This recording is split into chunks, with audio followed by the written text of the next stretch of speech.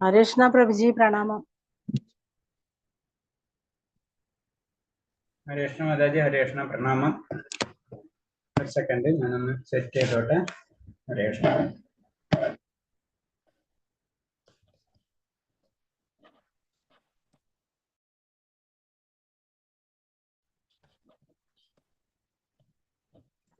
നമോ ഭഗവതേ വാസുദേവ. ഞാൻ പറഞ്ഞത് കേൾക്കുന്നുണ്ടാ? ഹരേ കൃഷ്ണ. കേൾക്കുന്നുണ്ട് പ്രഭു ജി, കേൾക്കുന്നുണ്ട്. കേൾക്കുന്നുണ്ടല്ലോ അല്ലേ? ഹരേ കൃഷ്ണ. കേൾക്കുന്നുണ്ട്. പ്രാർത്ഥനയിലേക്ക് കടക്കാം. ഓം നമോ ഭഗവതേ വാസുദേവായ. ഓം നമോ ഭഗവതേ വാസുദേവായ. ഓം നമോ ഭഗവതേ വാസുദേവായ. നാരായണം നമസ്കൃത്യം നരം ചൈവ നരോത്തമം ദേവീം സരസ്വതീം വ്യാസം തതോ ജയമുദ്രയേത് നഷ്ടപ്രായേഷു ഭദ്രേഷു നിത്യം ഭാഗവത സേവയാ ഭാഗവതേയുത്തമ ശ്ലോകേ ഭക്തിർഭവതി നഷ്ടകീ മൂകം കരോതി വാചാലം പങ്കും ലംഘയതേ ഗിരി യത്കൃതമഹം വന്ദേ പരമാനന്ദമാധവം ശ്രീഗുരുദീനധാരിണം ശ്രീചൈതന്യമീശ്വരം ജ്ഞാനതിമിരാന്ധ്യസ്യ ജ്ഞാനാഞ്ജലശലാകയാ ചക്ഷുർമിലിതം യേന തസ്മൈ ശ്രീഗുരുവേ നമഃ. ശ്രീചൈതന്യം മനോഭീഷ്ടം സ്ഥാപിതം യേന ഭൂതലേ സ്വയം രൂപകഥാ മഹ്യം തദാതി സഭാന്തികം വന്ദേഹം ശ്രീഗുരു ശ്രീയുതപദകമലം ശ്രീഗുരും വൈഷ്ണവാംശ ശ്രീരൂപം സാഗരജാതം സഹന രഘുനാഥാനിധം തം സജീവം സാദൈവം സാവധൂതം പരിജനസഹിതം കൃഷ്ണ ചൈതന്യദേവം ശ്രീരാധാകൃഷ്ണപാദാൻ സഹനലളിത ശ്രീവിശാഖാനിം താം സ. ഹേ കൃഷ്ണ കരുണാ സിന്ധോ ദീനബന്ധോ ജഗത്പദേ ഗോപേശ ഗോപികാ കാന്ത രാധാ കാന്ത നമസ്തുതേ. തപ്തകാഞ്ചന ഗൗരാംഗേ രാധേ വൃന്ദാവനേശ്വരി വൃഷഭാനുസുതേ ദേവി പ്രണമാമി ഹരിപ്രിയേ. വാഞ്ചാകൽപതരൂപേച്ഛ കൃപാ സിന്ധിഭ്യേവ ച പതിനാം പാവനേഭ്യോ വൈഷ്ണവേഭ്യോ നമോ നമഃ. നമോ വിഷ്ണുപാദായ കൃഷ്ണപ്രേഷ്ഠായ ഭൂതലേ ശ്രീമതേ ഭക്തിവേദാന്ത സ്വാമിന്നിധി നാമിനേ. നമസ്തേ സാരസ്വതേവേ ഗൗരവാണി പ്രചാരിണേ നിർവിശേഷ ശൂന്യവാദി പാശ്ചാത്യദേശധാരിണി. ജയ ശ്രീകൃഷ്ണ ചൈതന്യ പ്രഭു നിത്യാനന്ദ ശ്രീ അദ്വൈത ഗദാധര ശ്രീവാസാദി ഗൗരഭക്തവൃന്ദ. ഹരേ കൃഷ്ണ കൃഷ്ണ കൃഷ്ണ ഹരേ ഹരേ ഹരേ രാമ രാമ രാമ ഹരേ ഹരേ. ഹരേ കൃഷ്ണ. പ്രഭാത് കി ജയ, ഗുരുദേവ് കി ജയ, അനന്തകോടി വൈഷ്ണവ ഭക്തർ കി ജയ്. ഹരേ കൃഷ്ണ. നമ്മൾ 6-ാം അധ്യായത്തിലെ 20-ാമത്തെ എത്രാമത്തെ ശ്ലോകം മതജി? 20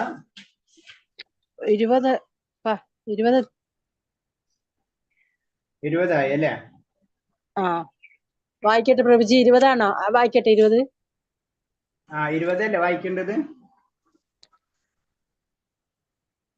എത്രാമത്തെ ശ്ലോക വായിക്കേണ്ടത്? 20-ാമത്തെ. 23-ാമത്തെ വരെയുള്ള ശ്ലോകം വായിച്ചോളൂ.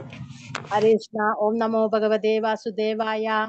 യത്രോ പരമദേ ചിത്തം നിരുദ്ധം യോഗ സേവയാ യത്ര ചൈവാത്മനാത്മാനം ആത്മനി ദുഷ്യതി സുഖമാത്യന്തികം യത്തദ് ബുദ്ധിഗ്രാഹ്യമതീന്ദ്രിയം വേത്തി യത്ര ചൈവായം സ്ഥിതശ്ചലതി തത്വതഃ യം ലബ്ധ്വാ ചാപരം ലാഭം മന്യതേനാധികം തതഃ യസ്മിൻ സ്ഥിതോ ന ദുഃഖേന ഗുരുണാഭി വിചാല്യതേ തം വിദ്യാ ദുഃഖ സംയോഗം വിയോഗം യോഗ സംജിതം. സമാധി എന്ന പരിപൂർണാവസ്ഥയിൽ മനസ്സ് യോഗാനുഷ്ഠാനം മൂലം ഭൗതികങ്ങളായ മനോവൃത്തികളിൽ നിന്നും തികച്ചും പിന്മാറിയിരിക്കും. നിർമ്മലമായ മനസ്സുകൊണ്ട് ആത്മാവിനെ സാക്ഷാത്കരിച്ച് ആത്മാവിൽ ആനന്ദം കൊള്ളാനുള്ള കഴിവ് ഈ പൂർണാവസ്ഥയിൽ സ്വാഭാവികമാണ്. ആനന്ദഭരിതമായ ആ നിലയിൽ അളവറ്റ അതീന്ദ്രിയ സുഖമാണ് ദിവ്യേന്ദ്രിയങ്ങളിലൂടെ ഒരാൾക്ക് അനുഭവപ്പെടുക. ഇതിലെത്തിയാൽ പിന്നെ ഒരിക്കലും സത്യത്തിൽ നിന്ന് ചലിക്കേണ്ടി വരില്ല. ഇതിലും വലിയൊരു നേട്ടമില്ലെന്ന് ബോധ്യപ്പെടുകയും ചെയ്യും. മാത്രമല്ല, ഏതൊരു ആപത്ഘട്ടത്തിലും ഒരാൾ ക്ഷുബ്ധനാവുകയുമില്ല. ഭൗതികമായുള്ള ബന്ധത്തിൽ നിന്നുളവാകുന്ന സർവകേശങ്ങളിൽ നിന്നുമുള്ള യഥാർത്ഥ മോചനമാണിത്. ഹരേ കൃഷ്ണ. ഹരേ കൃഷ്ണ. ഓം നമോ ഭഗവതേ വാസുദേവായ. അപ്പൊ ഇതിൽ പറഞ്ഞ 20 തൊട്ട് 24 23 വരെയുള്ള ശ്ലോകങ്ങൾ പറയുന്നത് ഒന്നിച്ച് പറയാ. സമാധി എന്ന പരിപൂർണ അവസ്ഥയിൽ മനസ്സ് യോഗാനുഷ്ഠാനം മൂലം ഭൗതികമായ മനോവൃത്തികളും തികച്ചും പിന്മാറിയിരിക്കും. അപ്പൊ നമ്മള് സമാധി എന്നുള്ള പരിപൂർണ അവസ്ഥ അതാണല്ലോ ശരിക്കും നമ്മൾ അഷ്ടാംഗ യോഗത്തിൽ നമ്മൾ ലാസ്റ്റ് സമാധിയിലേക്കാണല്ലോ നമ്മൾ എത്തുന്നത്. അതാണ് അവിടെ എത്തുമ്പോൾ എന്താണ് ഭൗതികമായിട്ടുള്ള എല്ലാത്തിൽ നിന്നും നമ്മൾ പിന്മാറിയിരിക്കും. അതാണ് സ്റ്റെപ്പായിട്ട് നമ്മൾ ഉയർന്ന് ലാസ്റ്റ് സമാധി പൊസിഷനിൽ എത്താന്ന് പറയുന്നത്. അവിടെ എത്തുമ്പോൾ മുക്താവസ്ഥയിൽ നമ്മൾ എത്തിയിരിക്കും. നിർമ്മലമായ മനസ്സുകൊണ്ട് സ്വാത്മാവിനെ സാക്ഷാത്കരിച്ച് ആനന്ദം കൊള്ളാനുള്ള ഈ കഴിവ് ഈ പൂർണ്ണ അവസ്ഥയിൽ സ്വാഭാവികമാണ്. അപ്പൊ അവിടെ എത്തുമ്പോഴേക്കും നമ്മൾ ആത്മസാക്ഷാത്കാരത്തിലേക്ക് നമ്മൾ എത്തിയിട്ടുണ്ടാവും. അപ്പോഴേ നമുക്ക് ആനന്ദം നമുക്ക് ലഭിക്കാൻ തുടങ്ങും. അതായത് പരിപൂർണ സമാധി പൊസിഷനിൽ എത്തുമ്പോ നമുക്ക് ആനന്ദം നമുക്ക് ലഭിക്കും. അത് സ്വാഭാവികമാണെന്നാ പറയുന്നത്. ആനന്ദഭരിതമായ ആ നിലവിൽ അളവറ്റ അതീന്ദ്രിയമായ സുഖമാണ് ദിവ്യേന്ദ്രിയങ്ങളുടെ ഒരാൾക്ക് അനുഭവപ്പെടുക. അപ്പൊ ആ ലെവലിൽ എത്തുമ്പോ അതീന്ദ്രിയമായിട്ടുള്ള സുഖം അതാണ് ദിവ്യേന്ദ്രിയങ്ങളിലൂടെ അനുഭവപ്പെടുക. അപ്പൊ ദിവ്യമായിട്ടുള്ള ഇന്ദ്രിയങ്ങൾ നമുക്ക് പഞ്ചേന്ദ്രിയങ്ങൾ അല്ലാണ്ട് നമുക്ക് ദിവ്യമായിട്ടുള്ള ഇന്ദ്രിയങ്ങൾ ഉണ്ട് അല്ലെ. അപ്പൊ ആ ദിവ്യമായിട്ട് ഇന്ദ്രിയങ്ങളിൽ കൂടി ആ വ്യക്തിക്ക് എന്താ സംഭവിക്കുക? അതീന്ദ്രിയമായിട്ടുള്ള ആ സുഖം അതാണ് എല്ലാവരും അന്വേഷിക്കുന്നത്. പരമ ശാശ്വതമായ അന്വേഷണം ശാശ്വതമായ ആനന്ദമാണ് എല്ലാവരും അന്വേഷിക്കുന്നത്. അത് ആ വ്യക്തിക്ക് ലഭിക്കാൻ തുടങ്ങും. ഇതിലെത്തിയാൽ പിന്നെ ഒരിക്കലും സത്യത്തിൽ നിന്ന് ചലിക്കേണ്ടി വരില്ല. കാരണം അവിടെ എത്തിക്കഴിഞ്ഞാൽ ആ വ്യക്തിക്ക് എന്താണ്, ആ വ്യക്തി അവിടെ എത്തിക്കഴിഞ്ഞാൽ പിന്നെ ബാക്കിലേക്ക് പോവില്ല. കാരണം ആ ആനന്ദം ആ വ്യക്തിക്ക് ലഭിച്ചു കഴിഞ്ഞു. പിന്നെ അതിനേലും വലിയൊരു ആനന്ദം ലഭിക്കാനില്ല. അപ്പൊ ഒരിക്കലും പിറകിലേക്ക് പോകില്ല. ഇതിലും വലിയൊരു നേട്ടമില്ലെന്ന് ബോധ്യപ്പെടുകയും ചെയ്യുന്നു. അവിടെ എത്തിക്കഴിഞ്ഞാൽ ഇതാണ് ഏറ്റവും വലുതെന്ന് മനസ്സിലായ പരമാനന്ദമാണ് ഏറ്റവും വലുത്. കാരണം ശാശ്വതമായ പരമാനന്ദം എല്ലാവരും ആഗ്രഹിക്കുന്നു. അപ്പൊ അവിടെ അത് കിട്ടിക്കഴിഞ്ഞാൽ വീണ്ടും ഒരിക്കലും താഴത്തേക്ക് പോവില്ല. അപ്പോൾ മാത്രമല്ല ഏതൊരു ആപൽക്ക ഘട്ടത്തിലും ഒരാൾ ക്ഷുബ്ധനാകുകയുമില്ല. കാരണം എന്ന് വെച്ച് കഴിഞ്ഞാൽ നമ്മൾ ഭൗതിക ലോകത്തിലാണ് എല്ലാ പ്രോബ്ലങ്ങളും ഉള്ളത്. അതെന്ന് പറഞ്ഞാൽ ഭൗതിക ലോകത്തിൽ അത് നടന്നുകൊണ്ടിരിക്കും. അത് നമ്മൾ ആത്മീയമായി ഉയർന്ന് അൾട്ടിമേറ്റ് ആനന്ദം അല്ലെങ്കിൽ പരമാനന്ദത്തിൽ എത്തിക്കഴിഞ്ഞാൽ ഭൗതികമായിട്ടുള്ള ക്ലേശങ്ങളോ ബാക്കി കാര്യങ്ങളോ ആ വ്യക്തിയെ അലട്ടുകയില്ല. ഭൗതികമായ ബന്ധനത്തിൽ നിന്നുള്ളവാകുന്ന സർവ്വകേശം എന്നുള്ള യഥാർത്ഥ മോചനമാണിത്. അപ്പൊ ശരിക്കും മോചനം എന്ന് പറഞ്ഞത് ആ സമാധി പൊസിഷൻ, അതായത് ഭൗതികം നിന്ന് മാറുന്ന ആത്മീയിലേക്ക് അല്ലെ ആത്മസാക്ഷാത്കാരം ലഭിക്കുക, അതാണ് ശരിക്കും മോചനം എന്ന് പറയുന്നത്. അതുപോലെ തന്നെ പറഞ്ഞ യോഗ പരിശീലനത്താൽ സാധകൻ ക്രമേണ ഭൗതിക സങ്കല്പത്തിൽ നിന്ന് മുക്തനായിത്തീരും. അപ്പൊ യോഗ പരിശീലിക്കുന്ന എന്തിനെന്ന് വെച്ച് കഴിഞ്ഞാൽ നമുക്ക് അൾട്ടിമേറ്റ് നമ്മുടെ ലക്ഷ്യം എന്ന് പറഞ്ഞു കഴിഞ്ഞാൽ ഭൗതിക സുഖ സൗകര്യങ്ങളല്ല, ഭൗതികനിൽ നിന്നുള്ള തന്നെ മോചനമാണ് സംഭവിക്കുന്നത്. അപ്പൊ നമ്മൾ എല്ലാവരും ഭക്തി എന്ന് പറയുമ്പോൾ നമ്മൾ സാധാരണ ചിന്ത എന്ന് പറഞ്ഞാൽ നമുക്ക് ഭൗതിക സുഖങ്ങൾ ഭഗവാൻ തരും എന്നുള്ള സങ്കല്പമാണ് അല്ലെ. ശരിക്കും ആ ഭക്തൻ എന്ന് പറയുമ്പോൾ ഭൗതിക ലോകത്തിൽ ഒരു സുഖ സൗകര്യങ്ങൾ ആവശ്യമില്ല. ഇപ്പൊ ഭൗതിക ലോകത്തിൽ നിന്ന് തന്നെ നമുക്ക് പോണം എന്നുള്ള ചിന്താഗതിയായിരിക്കും. അതാണ് മുക്തനായി തീരും. യോഗ സിദ്ധാന്തത്തിന്റെ പ്രാഥമിക ലക്ഷണമാണിത്. പിന്നീട് സമാധി എന്ന അവസ്ഥ കൈവരുന്നു. അപ്പൊ എന്താണ് യോഗ പരിശീലനത്തിൽ ഭൗതികമായ സങ്കല്പം ഭൗതികമായിട്ടുള്ള കാര്യങ്ങളിൽ നിന്ന് പതുക്കെ വിരക്തിയിലേക്ക് പോവുകയും അങ്ങനെ വിരക്തി സ്റ്റാർട്ട് ചെയ്യാൻ തുടങ്ങും നമുക്ക്. കാരണം നമുക്ക് ഭൗതികമായിട്ടുള്ള കാര്യങ്ങളിൽ വലിയ ഇൻവോൾവ്മെന്റോ വലിയ ആഗ്രഹങ്ങളോ ഒക്കെ ഉണ്ടാവില്ല. അതൊക്കെ പതുക്കെ കുറഞ്ഞു വരും. അതാണ് നമ്മൾ യോഗ ചെയ്യുന്നതിന്റെ മെയിൻ ഇന്റൻഷൻ. അതാണ് നമ്മളെ ഭൗതികമായിട്ടുള്ള ആഗ്രഹങ്ങളെ നമ്മൾ പതുക്കെ കുറയ്ക്കുക. അപ്പൊ അവിടെ ആത്മീയമായിട്ടുള്ള കാര്യങ്ങൾ ഉയർന്നു വരും. അതാണ് യോഗ. അപ്പൊ നമ്മൾ ഇത് ചെയ്യുമ്പോൾ ഓട്ടോമാറ്റിക്കായിട്ട് നമ്മൾ ആത്മീയ ലെവലിലേക്ക് ഉയരും. അതിന് പ്രാഥമിക ലക്ഷണം എന്ന് പറഞ്ഞത്. അതായത് ഭൗതികമായിട്ടുള്ള ആഗ്രഹങ്ങൾ കുറയും നമുക്ക്.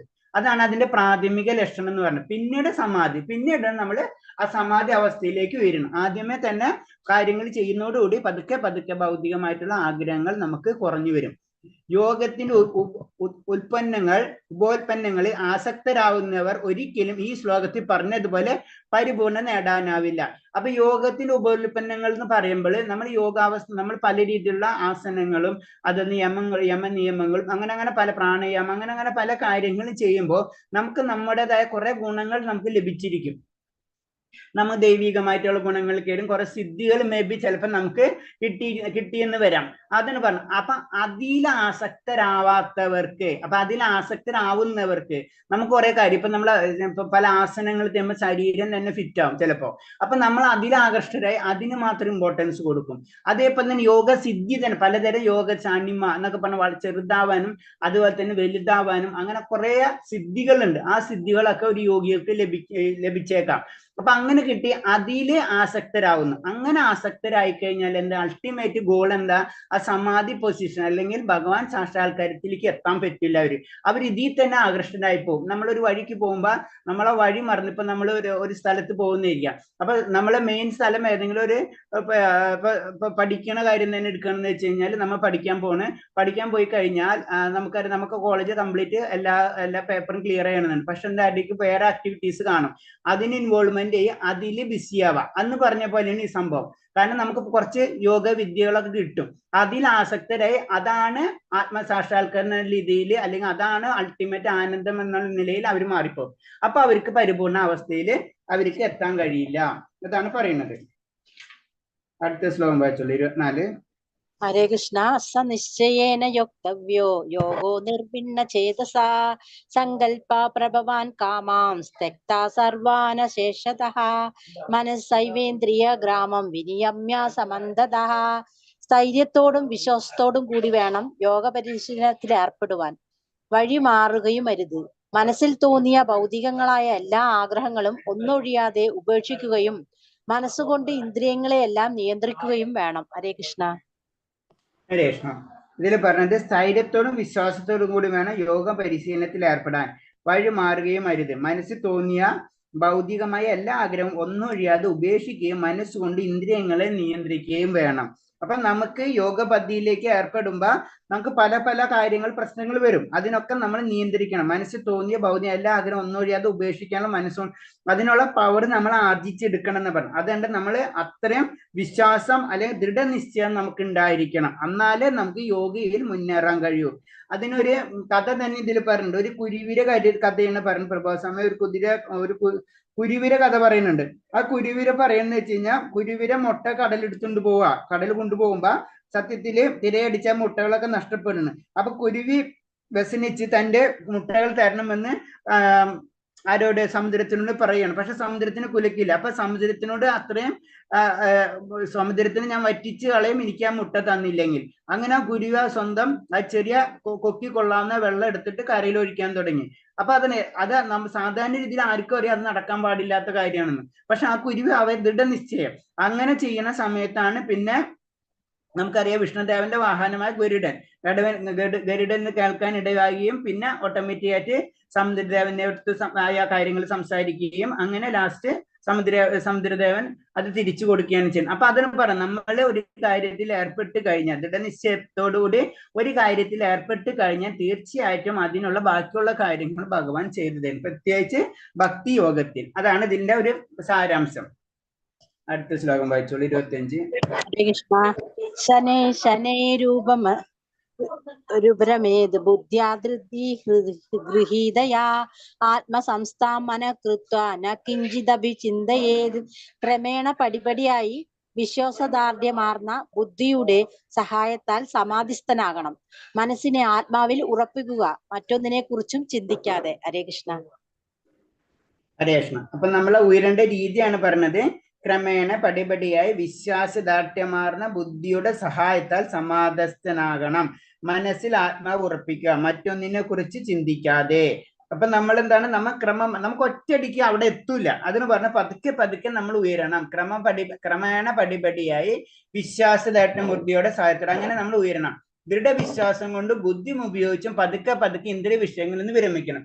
ഇതിനെ പ്രത്യാഹാരം എന്നാണ്. പ്രത്യാഹാരം എന്ന് പറയുമ്പോൾ എന്താണ്, നമുക്കറിയാം അഷ്ടാംഗ യോഗയില് ഒരു ഇതാണ് പ്രത്യാഹാരം.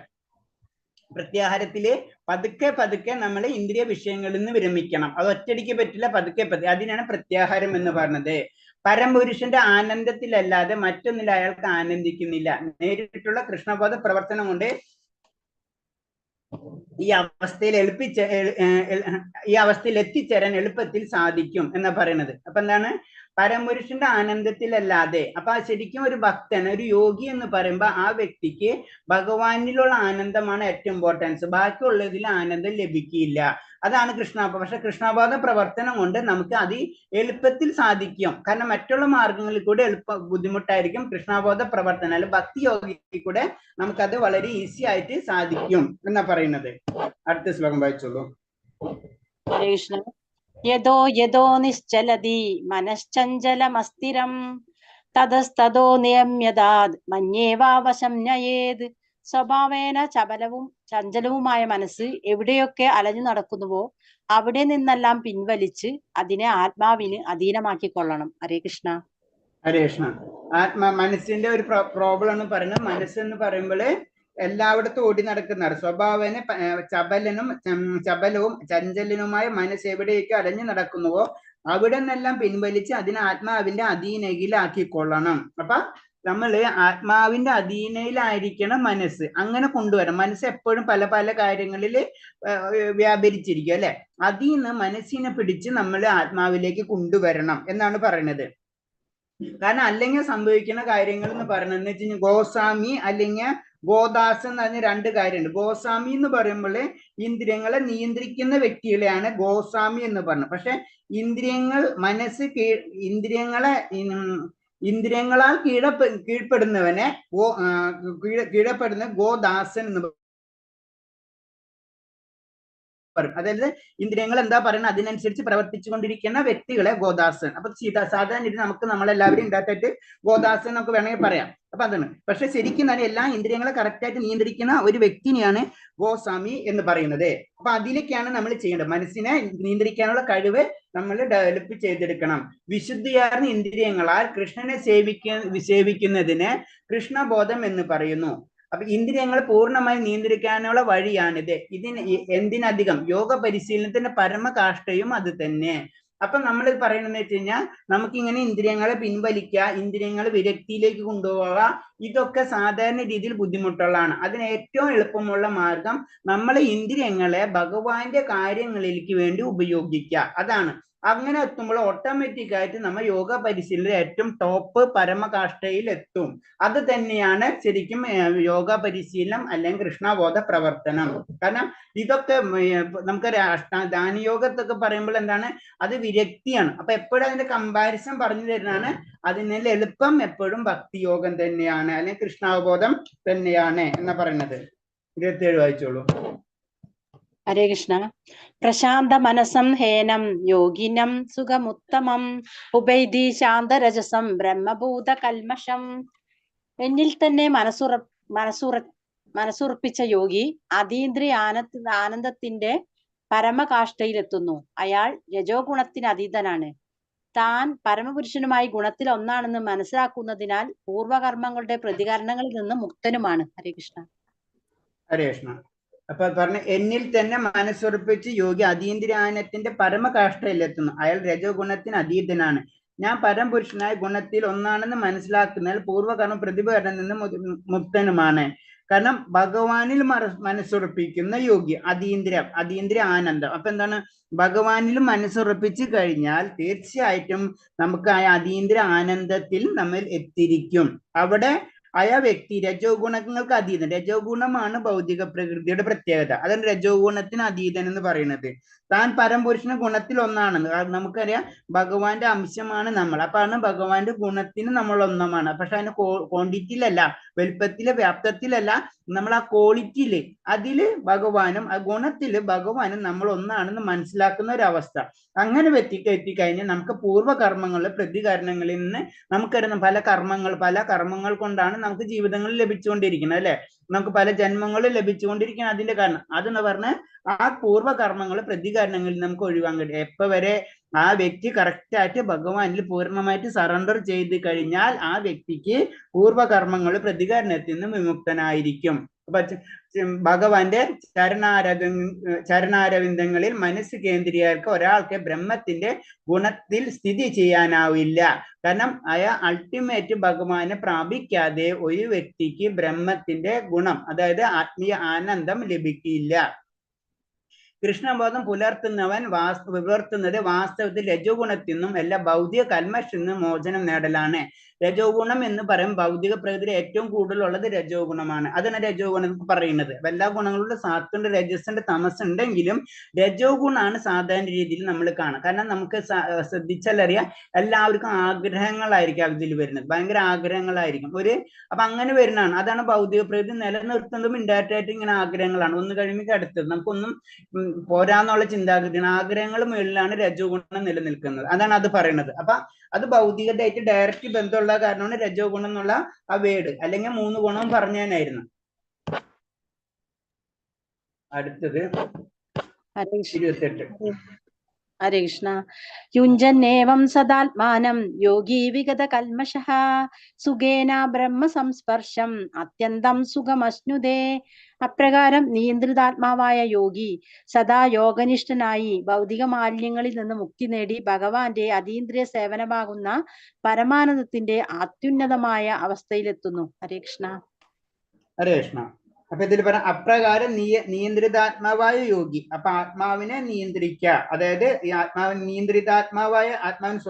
ആത്മാവിനെ നിയന്ത്രിക്കല്ല, മനസ്സിനെ നിയന്ത്രിക്കുന്നവൻ, അതിന് നിയന്ത്രിതനായ ആത്മാവ് സദാ യോഗനിഷ്ഠനായി ഭൗതിക മാലിന്യത്തിൽ നിന്ന് മുക്തി നേടി ഭഗവാന്റെ അതീന്ദ്രിയ സേവനമാകുന്ന പരമാനന്ദത്തിന്റെ അത്യുന്നതമായ അവസ്ഥയിലെത്തുന്നു. അപ്പൊ ശരിക്കും മനസ്സിനെ നിയന്ത്രിച്ചു കഴിഞ്ഞാൽ അതിനെ നിയന്ത്രിക്കുന്ന ആത്മാവ്, ആ വ്യക്തി തീർച്ചയായിട്ടും ഭൗതിക ലോകത്തിൽ നിന്ന് മുക്തനായി ആ പരമാനന്ദ അത്യുന്നതമായ അവസ്ഥയിൽ എത്തിച്ചേരും എന്ന് പറയുന്നത്. പരംപുരുഷനോട് ബന്ധപ്പെട്ട തന്റെ മൂലസ്വരൂപം അറിയുക എന്നതാണ് ആത്മസാക്ഷാത്കാരം. എന്റെ ആത്മാവിനാണ് ആത്മസാക്ഷാത്കാരം എന്ന് പറയുന്നത്. എന്റെ ആത്മാവിനെ ഞാൻ അറിയാം, അല്ലെ? അപ്പൊ അപ്പോഴാണ് നമുക്ക് മനസ്സിലാവും, നമ്മുടെ മൂല്യസ്വരൂപം നമുക്ക് മനസ്സിലാവും, അത് പരംപുരുഷനായിട്ട് ബന്ധപ്പെട്ടിട്ടുള്ളതാണെന്ന് നമുക്ക് മനസ്സിലാവും. അപ്പൊ പരംപുരുഷന്റെ വിഭിന്ന അംശമാണ് ജീവാത്മാവ്. അത് നമുക്കറിയാം, അല്ലെ? ഭഗവാന്റെ അംശമാണ്, അല്ലെ? വിഭിന്ന, അതിൽ നിന്ന് ഭഗവാനിൽ നിന്ന് വേറിട്ടിട്ടുള്ള ഒരു അംശമാണ്, ഒരു വംശമാണ് നമ്മൾ, അതാണ് വിഭിന്ന അംശമാണെന്ന് പറയുന്നത്. പിന്നെ അത് യഥാർത്ഥ സ്ഥാനം ഭഗവാന്റെ അതീന്ദ്രിയ ഭക്തിയുദ്ധ സേവനത്തിലാണ്. അപ്പൊ നമ്മുടെ ലക്ഷ്യം എന്ന് പറയുന്നത് ഭഗവാനെ സേവനമാണ്. ആ ഭഗവാനെ സേവിക്കുന്നത് കൊണ്ട് നമുക്ക് ലഭിക്കുന്നത് പരമാനന്ദമാണ്. അതാണ് പറയുന്നത്. അടുത്ത ശ്ലോകം 29 വായിച്ചോളൂ. ഹരേഷ്ണ. സർവഭൂതസ്ഥമാത്മാനം സർവഭൂതാനി ചാത്മനി ഈക്ഷതേ യോഗയുക്താത്മാ സർവത്ര സമദർശനഃ. ഒരു യഥാർത്ഥ യോഗി സർവജീവികളിലും എന്നെ കാണുന്നു. അയാൾ സർവജീവികളെയും എന്നിലും കാണുന്നു. ആത്മസാക്ഷാത്കാരം സിദ്ധിച്ചവൻ പരമപുരുഷനായ എന്നെ എവിടെയും കണ്ടെത്തും. ഹരേ കൃഷ്ണ. ഹരേ കൃഷ്ണ. വീണ്ടും പറയുന്നതാണ്, ഒരു യഥാർത്ഥ യോഗി സർവ്വജീവികളിലും എന്നെ കാണുന്നു. അയാൾ സർവ്വജീവികളിലെ എന്നിലും കാണുന്നു. അത് ആത്മസാക്ഷാത്കാരം സിദ്ധിച്ചവർ പരമപുരുഷനായ എവിടെയും കണ്ടെത്തും. അപ്പൊ ഭഗവാന്റെ ശക്തിയാണ് പറഞ്ഞത്. ഭഗവാൻ എല്ലായിടത്തും നിലനിൽക്കുന്നു. ജീവികളിലും പുറത്തും അകത്തും, അതാണ് എല്ലാ ജീവികളിലും കാണുന്നു. പിന്നെ ഭഗവാനിലാണ് എല്ലാ ജീവജാലങ്ങളും ഉള്ളത്, അതാണ് എന്നിലും കാണുന്നു എന്ന് പറഞ്ഞത്. ആ ലെവലിലേക്ക് ആ വ്യക്തി ഉയരും. അതാണ് ആത്മസാക്ഷാത്കാരം സിദ്ധിച്ചവരുടെ പ്രത്യേകത. ഭഗവാൻ എവിടെയും കാണാനുള്ള കഴിവ് ആ വ്യക്തിക്ക് ഉണ്ടാവും. ഒരു യഥാർത്ഥ യോഗി സർവ്വജീവികളിലും എന്നെ കാണുന്നു, ജീവികളിലും എന്നെ കാണുന്നു. അപ്പൊ ഭഗവാൻ ഒരേ വ്യക്തിനെ എടുത്തു കഴിഞ്ഞാൽ ആ വ്യക്തിയുടെ ഉള്ളിൽ പരമാത്മാവ് ഉണ്ടെന്ന് ആ യോഗിക്ക് മനസ്സിലാകും. കൃഷ്ണബോധം ഒരാൾക്ക് വിശ്വാസിയുടെയും അവിശ്വാസിയുടെ ഹൃദയത്തിൽ കൃഷ്ണനെ സാധിക്കാൻ കഴിയും. അവിടെ വിശ്വാസി അവിശ്വാസി എന്നുള്ള പ്രത്യേകത ഇല്ല. വിശ്വാസി ആണെങ്കിലും വിശ്വാസി അല്ലെങ്കിലും ഭഗവാന് ആ വ്യക്തിക്ക് അവരുടെ ഹൃദയത്തിൽ കാണാൻ കഴിയും. സർവഭൂതങ്ങളിലും പരമാത്മാവ് സാന്നിധ്യമുണ്ട്. എല്ലായിടത്തും, ചരാചരങ്ങൾ എല്ലായിടത്തും ഭഗവാന്റെ സാന്നിധ്യം ഉണ്ടെന്നും ആ വ്യക്തിക്ക് മനസ്സിലാകും. ഭഗവാന് മൗലികമായ 2 ശക്തികളാണ് ഉള്ളത്, ആത്മീയ ശക്തിയും അധമമായ ഭൗതിക ശക്തിയും. ബേസിക് ആയിട്ട് ഭഗവാന്റെ ശക്തിയെ 2ആയിട്ട് തിരിച്ചിട്ടുണ്ട്. ഒന്ന് ആത്മീയ ശക്തി, ഒന്ന് ഭൗതിക ശക്തി. ആത്മീയ ശക്തിയിൽ വരുന്നതാണ് നമ്മൾ പറഞ്ഞിട്ടുണ്ട്, രാധാറാണിയൊക്കെ പറഞ്ഞത് ആത്മീയ ശക്തിയാണ്. ദുർഗാദേവി വരുമ്പോൾ ഭൗതിക ശക്തിയാണ്. അങ്ങനെ 2 ശക്തിയായിട്ട് തിരിച്ചിട്ടുണ്ട്. വേറൊരു ശക്തിയാണ് നമുക്കറിയാം, അതായത് തടസ്സ ശക്തി എന്ന് പറഞ്ഞാൽ ജീവാത്മാവ്. അങ്ങനെ 3 ശക്തികളാണ്. അതും ഉത്കൃഷ്ട ശക്തിയിലാണ് വരുന്നത്. അങ്ങനെ 3 ശക്തിയാണ് പറയുന്നത്. ഭഗവദാസന്മാരാണെന്ന് അറിയുന്ന യോഗി അവരെ സംദൃഷ്ടിയോടെയാണ് വീക്ഷിക്കുക. അപ്പം കാരണം എന്ന് വെച്ച് കഴിഞ്ഞാൽ എല്ലാവരും എന്താണ്, എല്ലാ ജീവജാലങ്ങളുടെയും ലക്ഷ്യം എന്ന് പറയുന്നത് ഭഗവാന്റെ ദാസന്മാരാണ്. അപ്പൊ അതേപോലെ തന്നെ ആയിരിക്കാം യോഗി ആ വ്യക്തികളെ കാണുക. അപ്പൊ ഒരു യോഗി ഒരു വ്യക്തിനെ കാണുമ്പോ ആ വ്യക്തിക്ക് ആ വ്യക്തിയിലെ ഭഗവാനെ കാണും, ഭഗവാന്റെ പരമാത്മാവിനെ കാണും. അപ്പൊ അതുപോലെ തന്നെ ജീവാത്മാവിനെ ദർശിക്കും. അപ്പൊ അവരെ ലക്ഷ്യം എന്ന് പറഞ്ഞത് ഭഗവാനായിട്ട് കണക്ട് ചെയ്യാന്നുള്ളതാണെന്ന് ആ വ്യക്തിക്ക് മനസ്സിലാവും. അതാണ് അത് പറഞ്ഞു വരുന്നത്. അടുത്ത ശ്ലോകം. ഹരേ കൃഷ്ണ. യോ മാം പശ്യതി സർവത്ര സർവം ച മയി പശ്യതി തസ്യാഹം ന പ്രണശ്യാമി സജമേന പ്രണശ്യതി. എവിടെയും ഞാൻ കുടികൊള്ളുന്നതായും എല്ലാം എന്നിൽ അടങ്ങുന്നതായും കാണുന്നവന് ഞാൻ ഒരിക്കലും നഷ്ടപ്പെടുകയില്ല. എനിക്ക് അവനും നഷ്ടപ്പെട്ടു പോവില്ല. ഹരേ കൃഷ്ണ. ഹരേ കൃഷ്ണ. എവിടെയും ഞാൻ കുടികൊള്ളുന്നതായും എല്ലാം എന്നിൽ അടങ്ങുന്നതായും കാണുന്നവന് ഞാൻ ഒരിക്കലും നഷ്ടപ്പെടുക, എനിക്ക് അവനും നഷ്ടപ്പെട്ടു പോകുന്നില്ല. അപ്പൊ അത് പറയണത് കാരണം എന്താ വെച്ച് കഴിഞ്ഞാൽ ആ വ്യക്തി ഭഗവാന് എല്ലായിടത്തും കുടികൊള്ളുന്നതായും അതുപോലെ തന്നെ എല്ലാതും എന്നിൽ അടങ്ങുന്നതായും ഭഗവാനിൽ തന്നെ എല്ലാതും കാണുന്നത്. കഴിഞ്ഞ ശ്ലോകത്തിൽ തന്നെ ഒരു റിപ്പീറ്റേഷൻ പോലെയുള്ളത്, ആ വ്യക്തിക്ക് ഞാൻ ഒരിക്കലും നഷ്ടപ്പെടുകയില്ല, എനിക്ക് അവനും നഷ്ടപ്പെടും. കാരണം ഭഗവാന് അത്ര ഇഷ്ടമാണ് ഭക്തരെ, അതുകൊണ്ടാണ് അവന് എനിക്കും നഷ്ടപ്പെട്ടു പോയില്ല എന്ന് പറയുന്നത്. അപ്പൊ രണ്ടും അത്ര ഇന്റർലിങ്ക് ആണ് ശരിക്കും ഭഗവാനും ഭക്തനും തമ്മിൽ. ഭഗവാൻ ഭക്തന് പോകും, ഭക്തനുണ്ടാവുന്ന വിഷമം ഭഗവാന്റെ വിഷമമാണ്. അത് മറ്റുള്ളവരിൽ നിന്ന് ഭക്തൻ വ്യത്യസ്തമാണ്. നമുക്ക് പറയാം ഭഗവാൻ എല്ലാവരുടെ സമഭാവനയാണ് കാണുന്നത് വെച്ച് കഴിഞ്ഞാലും ഭക്തരോട് ഭഗവാന് അത്രയും അടുപ്പമായിരിക്കും. അതാണ് ഭക്തന്റെ ഉള്ളിൽ ഭഗവാൻ ഇരിക്കും എന്ന് പറയുന്നത്. അത് നമുക്ക് അംബരീഷ മഹാരാജാവിന്റെ കഥ തന്നെ ശ്രദ്ധിച്ചാൽ അറിയാം അതിന്റെ മീനിങ്. അപ്പൊ അതിൽ പറയുന്നത് കൃഷ്ണാബോധം ഉദിച്ച ഒരു ഭക്തി ഭഗവാനെ എവിടെയും ദർശിക്കുന്നു, എല്ലാം കൃഷ്ണനിൽ അധിവസിക്കുന്നു എന്ന് കാണുന്നു. കാരണം എന്ന് വെച്ചാൽ എല്ലാവരുടെയും ഭഗവാനെ ദർശിക്കാൻ, എല്ലാതും കൃഷ്ണൻ, എല്ലാ സർവ്വചരാചരങ്ങളും ഭഗവാനിൽ അധിവസിക്കുന്നു. അപ്പൊ അർജുനൻ ശരിക്കും വിശ്വരൂപം കാണുന്നത് പോലെ വിശ്വരൂപത്തിൽ എല്ലാതും ഭഗവാനിൽ അടങ്ങിയിരിക്കുന്നതായിട്ട് നേരിട്ട് കാണുന്നുണ്ട്. അതേപോലെ ആ വ്യക്തിക്ക് കാണാൻ കഴിയും. കൃഷ്ണബോധം എന്ന കൃഷ്ണനിൽ പ്രേമം വളർത്തിയെടുക്കലാണ്. സംസാരമുക്തിയേക്കാൾ സമുകൃഷ്ടമാണ് ഈ അവസ്ഥ. അപ്പൊ എന്താണ് കൃഷ്ണബോധം എന്ന് പറഞ്ഞു കഴിഞ്ഞാല് ശരിക്കും പറഞ്ഞു കഴിഞ്ഞാൽ എന്താണ് ഭഗവാനിലുള്ള പ്രേമം വളർത്തിയെടുക്കുക. അപ്പൊ പ്രേമം എന്ന് പറയുന്നത് മുക്തിനേലും അപ്പുറത്തുള്ള ലെവലാണ്. അപ്പൊ നമ്മള് ഭൗതിക ലോകത്തിൽ നിന്ന് നമുക്ക് മുക്തി കിട്ടിയാലും നമ്മൾ എവിടെ എത്താം? അതായത് അൾട്ടിമേറ്റ് ഭഗവാന്റെ വൈകുണ്ഠ ലോകങ്ങളിലേക്ക് നമുക്ക് എത്തിച്ചേരാം. അതായത് മുക്തി നമുക്ക് പറയാം. 4-5 തരം മുക്തികളെ പറ്റി പറയുമ്പോ ആ മുക്തി അവസ്ഥയിലേക്ക് കടന്നാൽ ഭൗതിക ലോകത്തിൽ നമ്മൾ പുറപ്പെട്ട് മുക്തിയിലേക്ക് എത്തിക്കഴിഞ്ഞാൽ തന്നെ പലതരം ആത്മീയ കാര്യങ്ങളും നമുക്ക് ലഭിച്ചിരിക്കും. അതിന്റെ അപ്പുറത്താണ് ശരിക്കും പ്രേമം. അതാണ് പറഞ്ഞത് സംസാര മുക്തിയേക്കാൾ സമുത്കൃഷ്ടമാണ് ഈ അവസ്ഥ. അതായത് മുക്തിനേലും ബെറ്റർ ആണ് ഭക്തി, അല്ലെങ്കിൽ മുക്തി കഴിയുമ്പോഴാണ് ഭക്തി തുടങ്ങുന്നത്. ഭക്തന് ഭഗവാനെ ദർശിക്കാതെ ഒരു നിമിഷം പോലും കഴിയേണ്ടി വരുന്നില്ല. അയാൾക്ക് ക്ഷണം നേരം പോലും സൗഹൃദസ്ഥനായ ഭഗവാനെ ദർശിക്കാതെ ജീവിക്കാൻ വയ്യെന്നാവുകയും ചെയ്യും. അതാണ് പ്രേമത്തിന്റെ പ്രത്യേകത. പ്രേമത്തിൽ വരുമ്പോൾ എന്താണ്, ഒരു നിമിഷം പോലും ഭഗവാനെ ഒഴിച്ചു നിർത്താനോ ഭഗവാനെ ദർശിക്കാതിരിക്കാനോ ആ വ്യക്തിക്ക് കഴിയില്ല. അത്രയും ഇന്റിമേറ്റ് ആയിരിക്കും. അതാണ് പ്രേമം എന്ന് പറഞ്ഞത്. ആ പ്രേമത്തിലേക്കാണ്, അതാണ് നമ്മൾ ഗോപികന്മാരെ കഥകളൊക്കെ അതിനോട് ബന്ധപ്പെട്ടിട്ടുള്ളതാണ്. അതായത് നമുക്കറിയാം അത്ര ഇമ്പോർട്ടൻസ് ആണ്. അപ്പൊ ഭക്തിയല്ല പ്രേമത്തിലേക്കാണ് അത് കടക്കുന്നത്. 31-ാമത്തെ. ഹരേഷ്ണ. സർവഭൂതസ്ഥിതം യോ മാം ഭജത്യേകത്വമാസ്ഥിതഃ സർവദാ വർത്തമാനോപി സയോഗീമയി വർത്തതേ.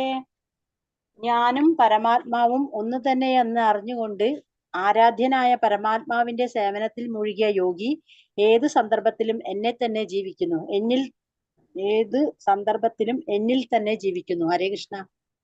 ഹരേ കൃഷ്ണ. അപ്പൊ ഞാനും പരമാത്മാ ഒന്ന് തന്നെ അറിഞ്ഞുകൊണ്ട് ആരാധ്യനായ പരമാത്മാവിന്റെ സേവനത്തിൽ മുഴുകിയിരിക്കുന്ന യോഗി ഏത് സന്ദർഭത്തിലും എന്നിൽ തന്നെ ജീവിക്കുന്നു എന്ന് പറയണമെന്ന് വെച്ച് കഴിഞ്ഞാല്, അപ്പൊ ഇവിടെയൊക്കെയാണ് പ്രശ്നങ്ങൾ വരുന്നത്. ഞാനും പരമാത്മാ ഒന്ന് തന്നെയാണ്. അപ്പൊ ഞാനും പരമാത്മാവ് ഒന്ന് തന്നെയാണെന്ന് പറയുമ്പോൾ ഭഗവാന്റെ അംശമാണ്, അത്രേ ഉള്ളൂ നമ്മള്. അപ്പൊ അത് ഈ പോയിന്റ് ഒക്കെ വെച്ചിട്ടാണ് അല്ലാതെ ഞാനും ഭഗവാൻ ഒന്നാണ്. അപ്പൊ അദ്വൈത സിദ്ധാന്തങ്ങളൊക്കെ അങ്ങനെ വരുന്നത്. പക്ഷെ അങ്ങനെയല്ല, ഭഗവാന്റെ അംശമാണ് ഞാൻ, ഭഗവാന്റെ നിത്യദാസനാണ് ഞാൻ, ആ ലെവലിലേക്ക് വരണം. അപ്പൊ അങ്ങനെ പരമാത്മാവിന്റെ സേവനത്തിൽ മുഴുകിയ യോഗി ഏത് സന്ദർഭത്തിലും എന്നിൽ തന്നെയാണ് ജീവിക്കുന്നത് എന്ന് പറയുന്നത്. അപ്പൊ അതില് പരമാത്മാവിന്റെ ഈ രൂപത്തിൽ കൃഷ്ണൻ ഏവരുടെയും പരമാത്മാവിന്റെ രൂപത്തിൽ കൃഷ്ണൻ ഏവരുടെ ഹൃദയത്തിൽ വാഴുന്നുണ്ട്. അത് നമുക്കറിയാം. ഭഗവാൻ പരമാത്മാ രൂപത്തിലാണ് എല്ലാവരുടെ ഹൃദയത്തിൽ വാഴുന്നത്. ആ രൂപം എന്ന് തന്നെ പറയാം. നമുക്കറിയാം ക്ഷീരോദയസായ വിഷ്ണു, അതായത് ചതുർഭുജ രൂപത്തിലാണ് പരമാത്മാവിന്റെ ശക്തി വരുന്നത്. അത് എല്ലാവരുടെ ഹൃദയത്തിൽ വാഴുന്നുണ്ട്. കൃഷ്ണബോധം ഉദിച്ച് അതീന്ദ്രിയമാകുന്ന ബഹുസേവനത്തിൽ ഏർപ്പെട്ടുകൊണ്ടിരിക്കുന്ന ഒരാൾക്ക് പരമാത്മാവിന് ദാനനിരതനായിക്കൊണ്ടിരിക്കുന്ന മറ്റൊരാൾക്കും തമ്മിൽ വ്യത്യാസമില്ല. അപ്പൊ എന്താണ്, കൃഷ്ണബോധം ഉദിച്ച ഒരാൾ എന്ന് പറഞ്ഞാൽ കൃഷ്ണബോധം ഉദിച്ച് അതീന്ദ്രിയമാകുന്ന ഭവൻ ചേർത്തുകൊണ്ടിരിക്കുന്ന ഒരാൾക്കും പരമാത്മ ജ്ഞാനനിരതനായിരിക്കും തമ്മിൽ വ്യത്യാസമില്ല. രണ്ടുപേരും ശരിക്കും ആ സാക്ഷാത്കാരങ്ങൾ നടന്നു. കാരണം ഒന്ന് പരമാത്മാവ് സാക്ഷാത്കാരം, ഒന്ന് ഭഗവാൻ സാക്ഷാത്കാരം നടത്തി. അതെന്ന് പറഞ്ഞു കഴിഞ്ഞാൽ അത് തമ്മിലുള്ള ഡിഫറൻസ് വളരെ ചെറുതാ. അതാണ് പരമാത്മാവ് സാക്ഷാത്കാരം ആയി തന്നാലും നമ്മൾ ഉദ്ദേശിക്കേണ്ട ലെവലിലേക്ക് എത്തിക്കഴിഞ്ഞു. കാരണം ഭഗവാന്റെ ലോകത്ത് എത്തിക്കഴിഞ്ഞു. അതിന് തമ്മിൽ വ്യത്യാസമില്ല എന്ന് പറഞ്ഞത്. രണ്ടും ഓരോ റേഞ്ചിലാണ്. പക്ഷെ നമുക്കറിയാം പരമാത്മാ സാക്ഷാത്കാരം കഴിഞ്ഞിട്ടാണ് ഭഗവാന്റെ സാക്ഷാത്കാരം. വിഷ്ണു ഒന്നോ എങ്കിലും അവിടത്തെ നിശ്ചയമായും സർവ്വവ്യാപിയത്രി. ഏകരൂപിയാണെങ്കിലും തന്റെ അചിന്ത്യ ശക്തി കൊണ്ട് അവിടത്തെ എല്ലായിടത്തും വാഴും. ഓരോ സമയത്ത് നാനാ പ്രദേശങ്ങളിൽ പ്രത്യക്ഷപ്പെടുന്ന സൂര്യനെ പോലെ. അപ്പൊ ഭഗവാൻ ഒന്നുള്ളൂ, അത് വിഷ്ണു ഒന്നുള്ളൂ. പക്ഷെ എന്താണ്, ഭഗവാൻ എല്ലായിടത്തും വ്യാപിച്ചിരിക്കണം അല്ലെ. ഭഗവാന്റെ ശക്തി എല്ലായിടത്തും വ്യാപിച്ചിരിക്കണം. അപ്പൊ ഭഗവാൻ ഒരു രൂപമുള്ളൂ. ഭഗവാന് അതിന് ഭഗവാന്റെ ശ്യാമസുന്ദര രൂപമുള്ളൂ. അതിന് ഭഗവാൻ ഏകരൂപിയാണെങ്കിലും തന്റെ അചിന്ത്യ ശക്തി കൊണ്ട് അവിടുന്ന് എല്ലായിടത്തും വാഴുന്നു. അപ്പൊ ഭഗവാൻ ഒന്നാണെങ്കിലും വിഭിന്നമാണ്. അല്ലാതെ ഇങ്ങനെ പലയിടത്തും ഭിന്നമാണ്, എല്ലായിടത്തും മാറിക്കൊണ്ടിരിക്കുകയാണ്. അപ്പൊ അത് ഭഗവാന്റെ ശക്തിനെ പറ്റി അതിനൊരു ഉദാഹരണം പറഞ്ഞത് സൂര്യനെ വെച്ചിട്ടാണ്. സൂര്യൻ നമുക്കറിയാം ഒരെണ്ണുള്ളൂ, പക്ഷെ എന്താണ്, എല്ലായിടത്തും നോക്കിയാലും സൂര്യനെ നമുക്ക് കാണാൻ കഴിയും എന്ന് പറഞ്ഞ പോലെയാണ് ഭഗവാന്റെ അവസ്ഥ, അല്ലെങ്കിൽ ഭഗവാന്റെ ആ ശക്തി പറയുന്നതാണ് അത്. 32ാമത്തെ ശ്ലോകം. ഹരേ കൃഷ്ണ. ആത്മപമ്യേന സർവത്ര സമം പശ്യതി അർജുന സുഖം വാ യതി വാ ദുഃഖം സയോഗി പരമോ മദഃ. അല്ലയോ അർജുന, എല്ലാ ജീവികളെയും അവരുടെ സുഖത്തിലും ദുഃഖത്തിലും തന്നോട് സദൃശനായി കണ്ട് സമഭാവനയോടെ വർത്തിക്കുന്നവനാണ് ഉത്തമനായ യോഗി. ഹരേ കൃഷ്ണ. ഹരേ കൃഷ്ണ. ഇതിൽ പറഞ്ഞത്, അല്ലെ അർജുന, എല്ലാ ജീവികളിലും അവരുടെ സുഖത്തിനും ദുഃഖത്തിനും തന്നോട് സദൃശ്യമായിക്കൊണ്ട് സമഭാവനയോട് വർത്തിക്കുന്നവനാണ് ഉത്തമനായ യോഗി. അപ്പൊ വീണ്ടും യോഗിനെ പറ്റി പറയുന്നത്, ആ യോഗി എന്ന് പറഞ്ഞെന്ന് വെച്ച് കഴിഞ്ഞാൽ അതാണ് ആ ലെവലിലേക്കാണ് നമ്മൾ പറയില്ല, 3 സുഖങ്ങളെ പറ്റി പറയും. ഒരാൾക്ക് നമ്മുടെ സുഖം, മറ്റുള്ളവരുടെ സുഖം, അതായത് അവന്റെ ദുഃഖം എന്റെ ദുഃഖം, അങ്ങനത്തെ ലെവല്. അതാണ് ഏറ്റവും സാത്വികമായിട്ടുള്ളത്. മറ്റുള്ളവർക്ക് ദുഃഖം വരുമ്പോൾ നമുക്ക് ദുഃഖം വരും, മറ്റുള്ളവർക്ക് സുഖം വരുമ്പോൾ നമുക്ക് സന്തോഷം തോന്നും. ആ ഒരു അവസ്ഥ. സെക്കൻഡ് ലെവൽ എന്ന് പറഞ്ഞു കഴിഞ്ഞാൽ എന്റെ സുഖം എന്റെ സുഖം, അങ്ങനത്തെ ലെവല്, അതായത് സെൽഫിഷ്. തേർഡിൽ എന്ന് പറഞ്ഞാൽ നേരെ ഓപ്പോസിറ്റ്, ജലസി, അതാണ് വരുന്നത്. അപ്പൊ 3 കാറ്റഗറി ഉണ്ട്. അപ്പൊ അതിൽ പറയുമ്പോൾ ശരിക്കും ഒരു യോഗി എന്ന് പറയുമ്പോ എല്ലാ ജീവജാലങ്ങളുടെയും അവരുടെ സുഖത്തിലും ദുഃഖത്തിലും തന്നോട് സദൃശം. ഒരാൾക്ക് സന്തോഷം ഉണ്ടാകുമ്പോഴും നമുക്ക് സന്തോഷം ലഭിക്കുന്ന ഒരവസ്ഥയിലേക്ക് ആ വ്യക്തി മാറിയിട്ടുണ്ടാവും. അതാണ് ഉത്തമനായ യോഗി എന്ന് പറയുന്നത്. യോഗാനുഷ്ഠാനം ചെയ്യുക, ബദ്ധനായ ജീവാത്മാവിനെ താനും ഭഗവാനും ബന്ധം വിസ്മരിപ്പിക്കുമാണ് 3 വിധമുള്ള ഭൗതിക ദുഃഖങ്ങൾ അനുഭവപ്പെടുന്നത്. 3 തരം ക്ലേശങ്ങളെ പറ്റി പറയുന്നുണ്ട്. ക്ലേശങ്ങള് ഓർമ്മയുണ്ടായിരിക്കും. ഭൗതിക ക്ലേശങ്ങൾ 3 തരം ക്ലേശങ്ങള്, ത്രിവിധ ക്ലേശങ്ങള്. ആദി ഭൗതികം, അത് തന്നെ, ആദി ഭൗതികം, ആദിഭൂതം, ആദിഭൗതികം, ആദി ഭൗതികം, ആദിദൈവികം, ആധ്യാത്മികം. അങ്ങനെ 3 തരം ക്ലേശങ്ങളെ പറ്റി പറയുന്നുണ്ട്. ആ ക്ലേശങ്ങൾ പറയുന്നത്, ആ ക്ലേശങ്ങൾ ഉണ്ടാവില്ല എന്നാ പറയുന്നത്. ഓക്കെ, അതാണ് 3 തരം, 3 വിധം ഭൗതികത്തെ അനുഭവിക്കേണ്ടി വരും. കാരണം എന്താണ്, ബദ്ധനായ ജീവാത്മാവിനെ ഈ 3 തരം ദുഃഖങ്ങൾ അനുഭവിക്കേണ്ടത് വരും. എന്തൊക്കെയാണ് അത്? ആദിഭൗതികം, ആത്മീകം, ആധ്യാത്മികം. അതേപോലെ തന്നെ നെക്സ്റ്റ് ആധ്യാത്മികം, ഒന്ന് ആദിദൈവികം, പിന്നെ ആദിഭൂതം. എന്തൊക്കെയത്? അതിനെ പറ്റി ആർക്കെല്ലാം അറിയാം? ദൈവികം പറഞ്ഞാല് ഭഗവാനിൽ നിന്ന് വരുന്നത്, മഴ, നമ്മുടെ മനസ്സിൽ നിന്ന് വരുന്നത് അല്ലെ, ആധ്യാത്മികം. അതെ. പിന്നെ ജാലങ്ങളിൽ നിന്ന് അല്ലെ.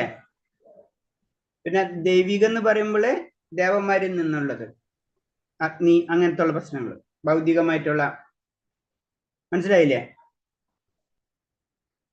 ഹരേ കൃഷ്ണ. ഹരേ കൃഷ്ണ. അർജുന വാച യോയം. കഴിഞ്ഞിട്ടില്ല. ഹരേ കൃഷ്ണ, ഹരേ കൃഷ്ണ. ഇതൊന്ന് ക്ലിയർ ആയിക്കോട്ടെ. അപ്പൊ അങ്ങനെ 3 തരം ക്ലേശങ്ങളെ പറ്റി പറഞ്ഞിട്ടുണ്ട്. ഒന്ന് നമ്മളെ മനസ്സിൽ നിന്ന്, ഒന്ന് നമ്മളെ ചുറ്റുപാടുകളിൽ നിന്ന്, അതായത് ഭൗതിക പ്രകൃതി എന്നുള്ള ഇടിമിന്നല്, മഴ, അതൊക്കെ അതിൽ നിന്ന് വരുന്ന കാര്യങ്ങൾ. ആദിഭൂതം എന്ന് പറഞ്ഞു. ആദിദൈവികം എന്ന് പറയുമ്പോൾ ആദിദൈവികം. പിന്നെ ഈ ജീവജാലങ്ങളിൽ നിന്ന് വരുന്നത്, അതാണ് ആദിഭൂതം എന്ന് പറയുന്നത്. ഓക്കെ. പിന്നെ കൃഷ്ണാബോധമുള്ള ഒരാൾക്ക് കൃഷ്ണബോധം മറ്റൊരാൾക്ക് പകർന്നു കൊടുക്കാൻ ശ്രമിക്കും.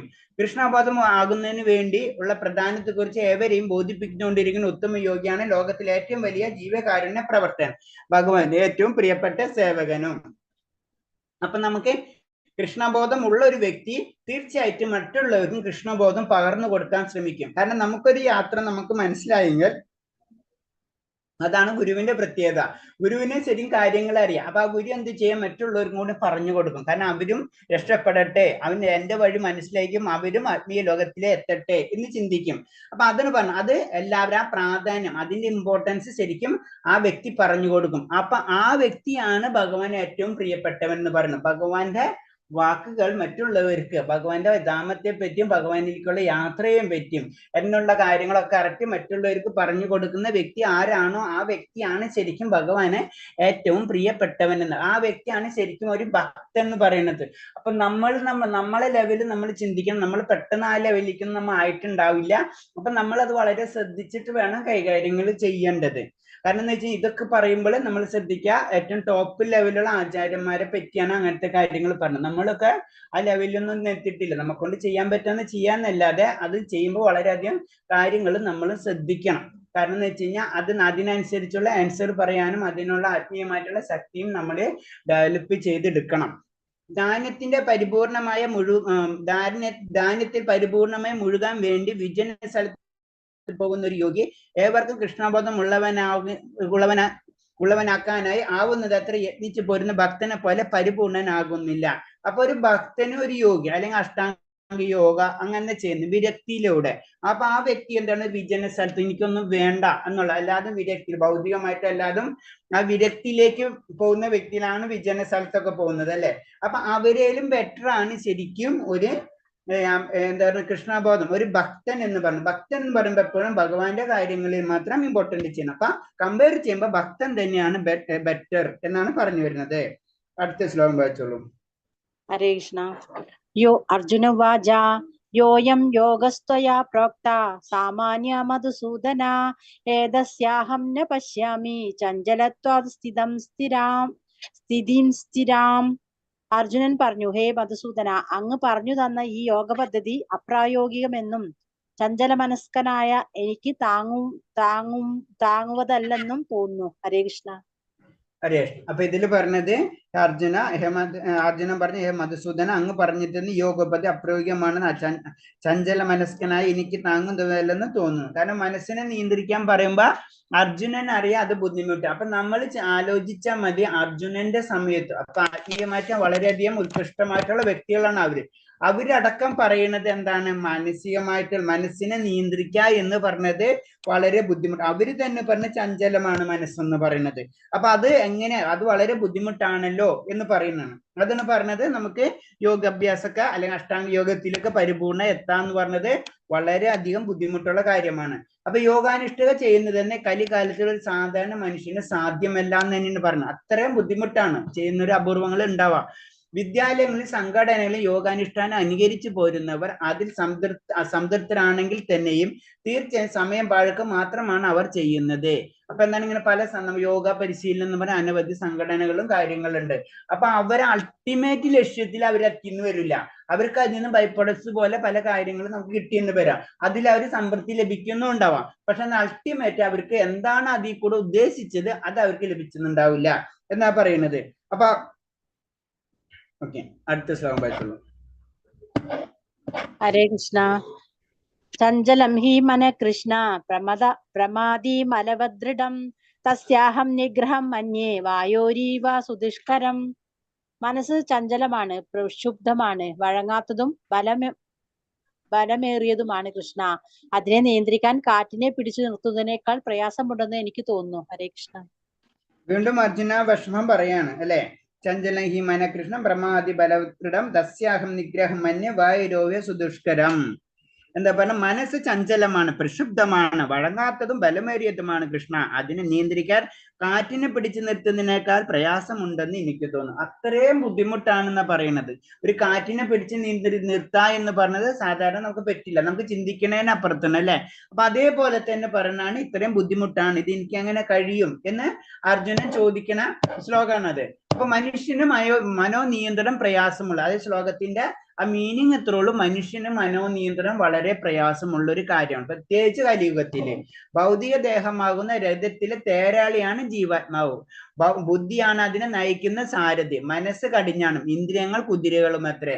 അപ്പൊ അതിനെ നമ്മളെ ശരീരത്തിന് മുഴുവൻ കമ്പയർ ചെയ്തിരിക്കണം. മനസ്സെന്ന് മാത്രമല്ല, അതിന്റെ പിറകിലും മുന്നിലും പല കാര്യങ്ങളുണ്ട്. അപ്പൊ അതിൽ നമ്മൾ പറയുമ്പോൾ ഒരു ശരീരം എടുക്കണമെന്ന് വെച്ച് കഴിഞ്ഞാൽ ശരീരത്തിനെ നമ്മൾ രഥമായിട്ടാണ് കൺസിഡർ ചെയ്യുന്നത്. നമ്മൾ ഗീതയിൽ കാണുന്ന പോലെ രഥം, ആ രഥം എന്ന് പറഞ്ഞാണ് ശരിക്കും ശരീരം.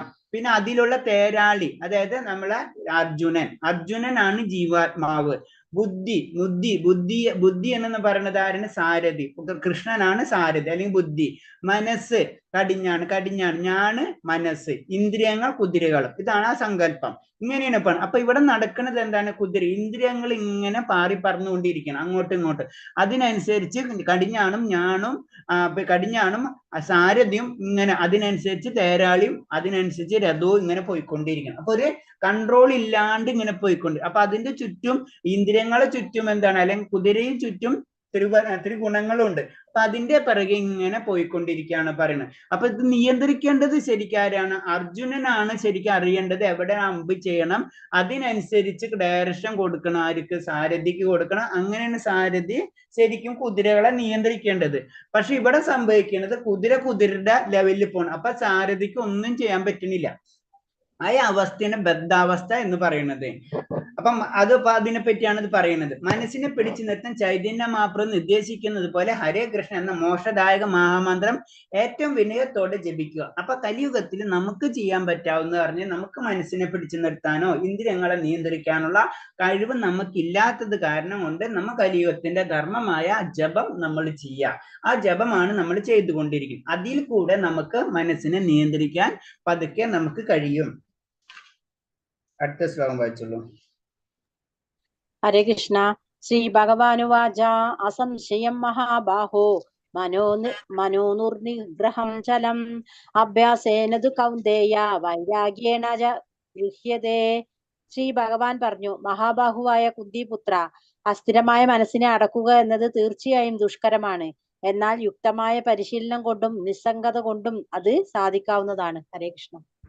ഹരേ കൃഷ്ണ. അപ്പൊ ഭഗവാൻ ഒരിക്കലും അത് പറ്റില്ല എന്ന് പറഞ്ഞില്ല. അസംശയം മഹാബാഹു മനോദുർനിഗ്രഹം ചല അഭ്യാസേനത് കൗന്ദേയ എന്ന് പറഞ്ഞിട്ടുണ്ട് അല്ലെ. ശ്രീ ഭഗവാൻ പറഞ്ഞു, മഹാബാഹുവായ കുന്തിപുത്ര, അസ്ഥിരമായ മനസ്സിനെ അടക്കുന്ന എന്നതും തീർച്ചയായും ദുഷ്കരമാണ്, അതിന് സംശയമില്ല. എന്നാൽ യുക്തമായ പരിശീലനം കൊണ്ടും നിസ്സംഗത കൊണ്ടും അത് സാധിക്കാം. അപ്പൊ അത് ബുദ്ധിമുട്ടാണ്, പക്ഷെ എന്നാലും സാധിക്കും. അപ്പൊ നമ്മൾ അവർ ചെയ്യുമ്പോൾ അത് തെറ്റൊന്നും പറയാൻ പറ്റില്ല. ഭഗവാൻ പറഞ്ഞിട്ടുണ്ട് അത് സാധിക്കും. എന്താണ്? അതിനനുസരിച്ചുള്ള പരിശീലനം നമ്മൾ ചെയ്യണം എന്ന് മാത്രം. അപ്പൊ വഴക്കമില്ലാത്ത മനസ്സിനെ നിയന്ത്രിക്കാൻ പരിശീലനം കൊണ്ടും നിസ്സംഗം കൊണ്ടും സാധിക്കുമെന്നാണ് ഉദ്ദേശം. അപ്പൊ നമുക്ക് വഴക്കമില്ലാത്ത മനസ്സാണ്, പക്ഷെ ആ മനസ്സിനെ നമ്മൾക്ക് നിയന്ത്രിച്ച്, അതായത് പരിശീലനം കൊണ്ട് നമുക്കത് സാധിക്കും എന്ന് പറയുന്നു. ഭഗവത് ദർപ്പണമല്ലാതെ ദ്വർത്തനമായിട്ടല്ലാതെ ചെയ്യുന്ന കർമ്മങ്ങളിൽ നിന്നും മനസ്സിനെ പിൻവലിക്കുന്നത് എളുപ്പത്തിൽ വൈരാഗ്യം നേടാം. അപ്പൊ വൈരാഗ്യം, ഇന്ദ്രിയങ്ങളെ നിയന്ത്രിക്കലാണ് വൈരാഗ്യം അല്ലെ. അപ്പൊ അങ്ങനെ അഷ്ടാംഗ യോഗത്തില് ഒരെണ്ണമാണ് വൈരാഗ്യം എന്ന് പറഞ്ഞു. അപ്പൊ ആ വൈരാഗ്യം നേടുന്നത് എങ്ങനെയാണ്? നമ്മൾ ചെയ്യേണ്ടത് ഭഗവാന്റെ കാര്യങ്ങൾ ഭക്തിയോഗത്തിൽ കൂടെ നമ്മള് ധ്യാനയോഗം ചെയ്യുന്ന രീതിയാണ് ഇൻഡയറക്റ്റ് പറയുന്നത്. കാരണം അവിടെ എത്തുമ്പോൾ നമ്മൾ ചെയ്യുന്നത് എന്താണ്? നമ്മളെ എല്ലാ കാര്യങ്ങളും ഭഗവാൻ, നമുക്ക് ചെയ്യുന്ന കർമ്മങ്ങളെല്ലാതും ഭഗവാന് വേണ്ടി ചെയ്യാൻ, അല്ലാത്ത കാര്യങ്ങൾ ചെയ്യാതിരിക്കുക. ഭക്തിയുദ്ധ സേവനം കൊണ്ട് മനസ്സ് ഭൗതിക ഉദ്ദേശങ്ങളിൽ നിന്ന് പിന്മാറുമ്പോൾ അവർ ദിവ്യ സംതൃപ്തി നേടുന്നു. അതാണ് നമ്മൾ ഭക്തിയുദ്ധ സേവനങ്ങൾ ചെയ്യണം എന്ന് പറഞ്ഞു. അപ്പൊ ആ സേവനങ്ങൾ ചെയ്യുന്നതോടുകൂടി നമുക്ക് ഭൗതികമായിട്ടുള്ള ഉദ്ദേശങ്ങളിൽ നിന്ന് പതുക്കെ നമ്മൾ പിന്മാറിക്കൊണ്ടിരിക്കണം. അതാണ് നമ്മൾ എപ്പോഴും പറഞ്ഞ ആത്മീയത കൂടുമ്പോൾ ഭൗതിക കുറയും. അല്ലാണ്ട് നമ്മ ഭൗതികത നമുക്ക് കുറയ്ക്കാൻ പറ്റില്ല. നമ്മൾ ഭൗതിക ലോകത്തിൽ നിൽക്കുമ്പോൾ ഭൗതികത ഒരു സെക്കൻഡ് കൊണ്ട് നമുക്ക് കുറയ്ക്കാൻ കഴിയില്ല. അപ്പൊ നമ്മൾ ആത്മീയത കൂട്ടാം. അതാണ് ഭക്തിയുദ്ധ സേവനം. അതാണ് നമ്മളെല്ലാതും സേവനങ്ങൾ ചെയ്യണം എന്ന് പറയുന്നതിന്റെ കാര്യം.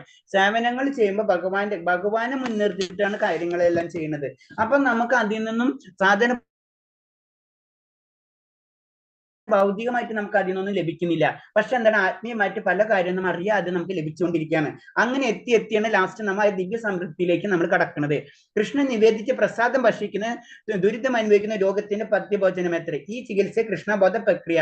അപ്പൊ പ്രസാദത്തിന്റെ പ്രത്യേകത നമുക്കറിയാം അല്ലെ. ഭഗവാന്റെ പ്രസാദം കഴിക്കുന്നതോടുകൂടി അത് പിന്നെ ശരിക്കും പറഞ്ഞാൽ ഭൗതിക വസ്തു അല്ലാതെ ശരിക്കും പറഞ്ഞാൽ ആത്മീയമായി കഴിഞ്ഞു. ഭഗവാൻ ടച്ച് ചെയ്ത ഭഗവാൻ സ്വീകരിച്ച ഏതൊരു വസ്തുവും ആത്മീയമായി കഴിഞ്ഞു. അപ്പൊ ആത്മീയമായി കഴിയുമ്പോൾ അതിന്റെ പിറകിലുള്ള കർമ്മബന്ധനങ്ങളൊന്നും നമുക്ക് ലഭിക്കില്ല. അപ്പൊ അതാണ് നമ്മളായ പ്രസാദം, ഭഗവാന്റെ പ്രസാദം നമ്മൾ സ്വീകരിക്കണം. എല്ലാതും കഴിഞ്ഞ് ഭഗവാൻ ഭുജിക്കണം എല്ലാം. അപ്പൊ അതിൽ നിന്നുള്ള അതാണ് നമ്മളെല്ലാ കർമ്മങ്ങളും ഭഗവാനെ സമർപ്പിക്കുന്നത്. അടുത്ത ശ്ലോകം 35. ഹരേ കൃഷ്ണ. അസംയദാത്മനാ യോഗോ ദുഷ്പ്രാപ ഇതി മേ മതിഃ വശ്യാത്മനാദു യദദാ ശക്യോ വ്യാപ്തുമുപായതഃ. മനോനിയന്ത്രണമില്ലാത്തവന് ആത്മസാക്ഷാത്കാരം പ്രയാസമേറിയതാണ്. മനസ്സിനെ കീഴടക്കി വേണ്ടും വിധത്തിൽ ശ്രമിക്കുന്നവനാകട്ടെ അതിൽ വിജയം നിശ്ചയമാണ് താനും. ഇതാണ് എന്റെ അഭിപ്രായം. ഹരേ കൃഷ്ണ. ഹരേ കൃഷ്ണ. അപ്പൊ മനോനിയന്ത്രണം ഇല്ലാത്തതിന് ആത്മസാക്ഷാത്കാരം പ്രയാസമേറെ. മനസ്സിനെ കീഴടക്കി വേണ്ടും പ്രസിക്കുന്നതാണ് അതിൽ വിജയം നിശ്ചയമായിട്ട്. ഇതാണ് എന്റെ അഭിപ്രായം. അപ്പൊ മനസ്സാണ് ഈ യോഗയില്, താൻ യോഗത്തിൽ ഏറ്റവും ഇമ്പോർട്ടൻസ് യോഗയിൽ വരുന്നത് മനസ്സിനാണ്. ഇപ്പൊ മനസ്സിനെ നിയന്ത്രിച്ചവനെ ആത്മസാക്ഷാത്കാരം ലഭിക്കുള്ളൂ, അല്ലാത്തവന് ലഭിക്കില്ല. എന്നിട്ട് ക്ലിയർ കട്ട് പറഞ്ഞു തരാത് ആ ശ്ലോകത്തിൽ കൂടെ. മനോനിയന്ത്രണം ഇല്ലാത്തവന് ആത്മസാക്ഷാത്കാരം പ്രയാസമേറിയതാണ്. മനോനിയന്ത്രണം ഇല്ലാതെ യോഗാനുഷ്ഠാനം സമയം പാഴാക്കലല്ലാതെ മറ്റൊന്നുമില്ല. അതാണ് പറഞ്ഞത്. നമ്മൾ യോഗ ചെയ്യുമ്പോൾ മനോനിയന്ത്രണം ഇല്ലെങ്കിൽ വെറും നമ്മൾ ടൈം പാസ് ചെയ്യണ പോലെ. അതുകൊണ്ട് നമുക്ക് വേറെ എന്തെങ്കിലും ആക്ടിവിറ്റി ചെയ്യാം. അതുകൊണ്ട് നമുക്കൊന്നും കിട്ടാൻ പോണില്ല. നമ്മൾ ഉദ്ദേശിച്ച ഒരു ഫലം അതിന് കിട്ടാൻ പോണില്ല. ഭക്തൻ നിരന്തരം പ്രേമപൂർവ്വം ഭഗവത്സിൽ ഏർപ്പെട്ട് മനസ്സിനെ സാധിക്കണം. കൃഷ്ണപദം ഒഴുകാതെ ഒരാൾക്ക് മനസ്സിനെ തുടർച്ചയായി നിയന്ത്രിക്കാനാകില്ല. അപ്പൊ നമ്മൾ ചെയ്യേണ്ടത് അതിനെ ഇത് കമ്പയർ ചെയ്യാനാണ് ശരിക്കും. നമ്മളൊരു യോഗി, അഷ്ടാംഗ യോഗം അല്ലെങ്കിൽ ധ്യാനയോഗോ ഹഠയോഗോ അതിനൊക്കെ വെച്ച് പറയുമ്പോൾ അതിനെ വെച്ച് കമ്പയർ ചെയ്യുമ്പോൾ ഭക്തിയോഗമാണ് നമ്മൾ ചെയ്യേണ്ടത്. അതായത് ഭഗവാന് പ്രേമപൂർവ്വമായിട്ടുള്ള ആ സേവനത്തിൽ നമ്മൾ ഏർപ്പെട്ടുകൊണ്ടിരിക്കണം. അങ്ങനെ ചെയ്തുകൊണ്ട് കഴിഞ്ഞാൽ നമ്മളെ മനസ്സിനെ പ്രത്യേകിച്ച് നിയന്ത്രിക്കേണ്ട ആവശ്യമില്ല. മനസ്സ് തന്നെത്താനെ നിയന്ത്രിതമായിക്കൊള്ളും. അതാണ് ഇതിൽ പറയുന്നത്. 37ാമത്തെ ശ്ലോകം. ഹരേ കൃഷ്ണ.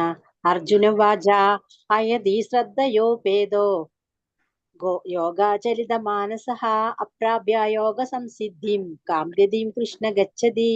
അർജുനൻ പറഞ്ഞു, അല്ലയോ കൃഷ്ണ, വിജയം പ്രാപിക്കാത്ത അതീന്ദ്രിയ ജ്ഞാനിയുടെ ഗതി എന്ത്? ആരംഭത്തിൽ വിശ്വാസപൂർവം സാക്ഷാത്കാരത്തിനുള്ള പദ്ധതി കൈക്കൊള്ളുകയും പിന്നീട് ഭൗതിക വാസനകൾ വഴിതെറ്റിക്കപ്പെട്ട് യോഗത്തിന്റെ പരിപൂർണതയിലെത്താതെ പിന്മാറുകയും ചെയ്യുന്ന യോഗിക്ക് എന്തു സംഭവിക്കും? ഹരേ കൃഷ്ണ. ഹരേ കൃഷ്ണ.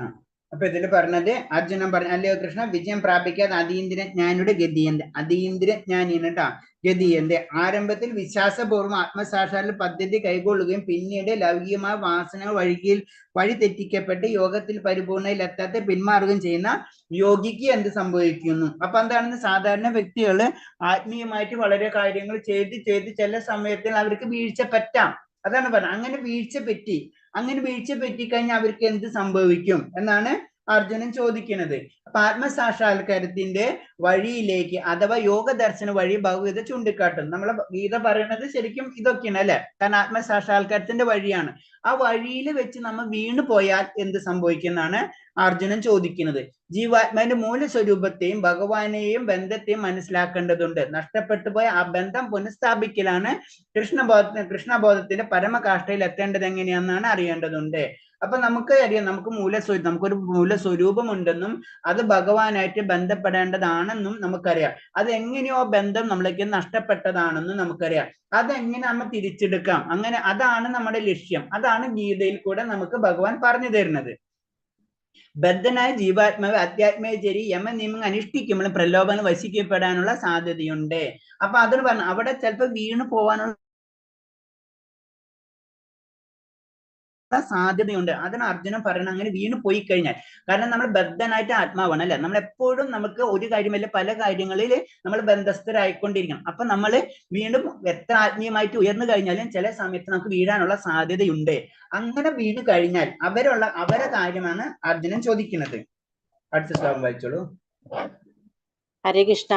കച്ചിന്നോ ഭയ വിഭ്രഷ്ട ചിന്നാഭ്രമിമ നശ്യതി അപ്രതിഷ്ഠോ മഹാബാഹോ വിമൂഢോ ബ്രഹ്മണാപതി. ഹേ മഹാബാഹോ കൃഷ്ണ, അങ്ങനെ അതീന്ദ്രിയതയുടെ മാർഗത്തിൽ നിന്ന് ഭ്രഷ്ടനായി തീർന്ന ഒരാൾ ഭൗതികമായോ ആധ്യാത്മികമായോ ഉത്കർഷം നേടാനാവാതെയും ഒരിടത്തും സ്ഥാനമില്ലാതെയും ഛിന്ന ഭിന്നമായി പോയ മേഘത്തെ പോലെ നശിക്കുമോ? ഹരേ കൃഷ്ണ. ഹരേ കൃഷ്ണ. അപ്പൊ അർജുനൻ ചോദിക്കുകയാണ്, വീണ്ടും അതും കൂടെ ഒന്നുകൂടെ ക്ലിയർ ആയിട്ട് ചോദിക്കാനാണ് ഭഗവാനോട്. ഹേ മഹാബാഹു കൃഷ്ണ, അങ്ങനെ അതീന്ദ്രിയുടെ മാർഗത്തിൽ നിന്ന് ഭ്രഷ്ടനായി തീർന്ന ഒരാൾ ഭൗതികമായ അധ്യാത്മിക ഉത്കൃഷ്ടം നേടാനാവാതെയും ഒരിടത്ത് സ്ഥാനമില്ലാതെയും ഛിന്ന ഭിന്നമായ മേഘത്തെ പോലെ നശിക്കുമോ? അപ്പൊ മേഘം നശിച്ചു കഴിഞ്ഞു കഴിഞ്ഞാൽ പിന്നെ അവിടെ ഒന്നുമില്ല അല്ലെ. അതേപോലെ ആയിട്ട് ആ വ്യക്തിയുടെ എല്ലാതും നശിച്ചു പോവോ? കാരണം ആത്മീയമായിട്ടില്ല ഭൗതികമായിട്ടില്ല. കാരണം ആത്മീയ സാക്ഷാത്കാരത്തിന് പോയി അവിടെ ഇപ്പൊ തിരിച്ച് നമ്മൾ ചില കുട്ടികളെ പറ്റി പറയില്ല, അവൻ അത് പഠിക്കാൻ പോയി അതും പഠിച്ചില്ല, അന്ന് ഇത് പഠിക്കുമ്പോ ഇതും പഠിച്ചില്ല എന്ന് പറയില്ല. അതേപോലെ തന്നെ അപ്പൊ ഭൗതികതയില്ല ആത്മീയതയില്ല. അപ്പൊ ആ വ്യക്തികൾക്ക് അവർക്ക് എന്താണ് സംഭവിക്കുക എന്നാണ് ചോദിക്കുന്നത്. ഭൗതികവാദികൾക്ക് അതീന്ദ്ര സത്യത്തിൽ താല്പര്യമില്ല. സാമ്പത്തിക അഭിവൃദ്ധി മൂലം ഉണ്ടാകുന്ന ഈ ഭൗതിക ആകർഷത്തിലാണ് അവർക്ക് കൂടുതൽ താല്പര്യം. അപ്പൊ ഭൗതികത എന്താണ് എന്ന് പറയുന്നത്? ഭൗതികത എന്ന് പറയുന്നത് അവർക്ക് ആത്മീയ കാര്യങ്ങൾക്ക് വലിയ ഇമ്പോർട്ടൻസ് ഒന്നും അവർക്ക് ഉണ്ടാവില്ല. അവര് സമ്പത്ത് വളർത്തണം, അല്ലെങ്കിൽ ബാക്കിയുള്ള ഭൗതികമായിട്ടുള്ള സുഖ സൗകര്യങ്ങൾ കൂട്ടണം എന്ന് മാത്രമായിരിക്കും ഭൗതികവാദികൾക്ക് ഉണ്ടാവുന്ന ചിന്ത. പക്ഷെ കൃഷ്ണന്റെ ഒരംശമാണ് താൻ എന്നുള്ള ബോധത്തോടെ അതീന്ദ്ര സാക്ഷാത്കാരത്തിന് വഴിയെ കുറിക്കുന്ന അത് ഭക്തനെ സംബന്ധിച്ച് എന്താണ്, ആ ഭക്തൻ അറിയാം ഭഗവാന്റെ ഒരു അംശമാണ് ഞാൻ. അപ്പൊ അതിനു വേണ്ടിയിട്ടുള്ള വഴി ആ വ്യക്തി നേടിയിരിക്കും, അല്ലെങ്കിൽ അതിനു വേണ്ടി ശ്രമിച്ചിട്ടിരിക്കും. പരമമായ നിരപേക്ഷ തത്വത്തിന്റെ സമ്പൂർണ്ണ പ്രത്യക്ഷ ഭാവമാണ് ശ്രീകൃഷ്ണ ഭഗവാൻ.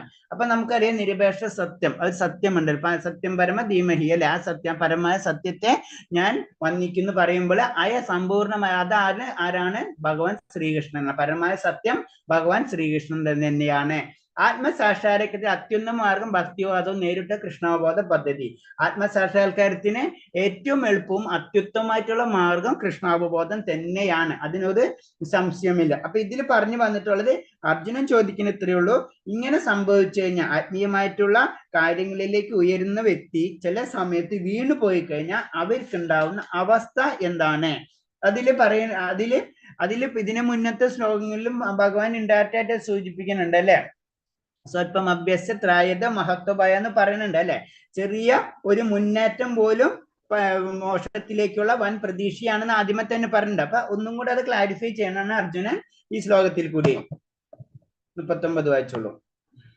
ഏതന്മേ സംശയം കൃഷ്ണ ചേത്തുമർഹസ്യ ശേഷതഃ ത്വദന്യാ സംശയസ്യ ചേതാനാഹുവപത്യതേ. അല്ലയോ കൃഷ്ണ, ഇതാണ് എന്റെ സംശയം. അങ്ങു തന്നെ ഇത് പൂർണ്ണമായും തീർത്തു തരണം. അങ്ങയെ അല്ലാതെ ഈ സംശയം അകറ്റാൻ കഴിവുള്ളതായിട്ട് ആരെയും ഞാൻ കാണുന്നില്ല. ഹരേ കൃഷ്ണ. ഹരേ കൃഷ്ണ.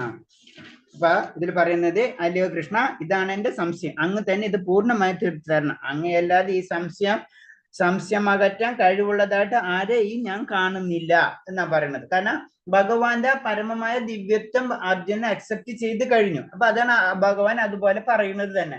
കാരണം ഭഗവാൻ എന്താണെന്ന് അർജുനന് അറിയാം. അപ്പൊ അതാണ് പറയുന്നത്. അപ്പൊ ഭൂതം വർത്തമാനം ഭാവി എന്നീ മൂന്നിനെയും അറിയുന്നവൻ ഭഗവാൻ മാത്രമാണ്. ഭാവിയിൽ എന്ത് നടക്കണം, നടന്നത് എന്താ നടക്കുന്നത് എന്താ ഒക്കെ ഭഗവാൻ അറിയുള്ളൂ, വേറൊരു വ്യക്തിക്ക് അറിയാൻ കഴിയില്ല. എന്നാൽ അദ്ദേഹത്തെ ആർക്കും അറിഞ്ഞുകൂടാ. കൃഷ്ണനും കൃഷ്ണബോധമാർന്ന ഭക്തനും മാത്രം വസ്തുതകൾ യഥാർത്ഥമേ അറിയാൻ കഴിയും. എന്നാൽ അദ്ദേഹത്തെ ആർക്കും അറിഞ്ഞു, ഭഗവാൻ അല്ലാതെ അറിയാം, പക്ഷെ ഭഗവാൻ ആർക്കും അറിയില്ല. ഒരു ഭക്തന് മാത്രമേ ഭഗവാനെ അറിയാൻ കഴിയുള്ളൂ. യഥാർത്ഥമായിട്ട് അറിയാൻ കഴിയുന്നത് ഒരു ഭക്തന് മാത്രമായിരിക്കുള്ളൂ.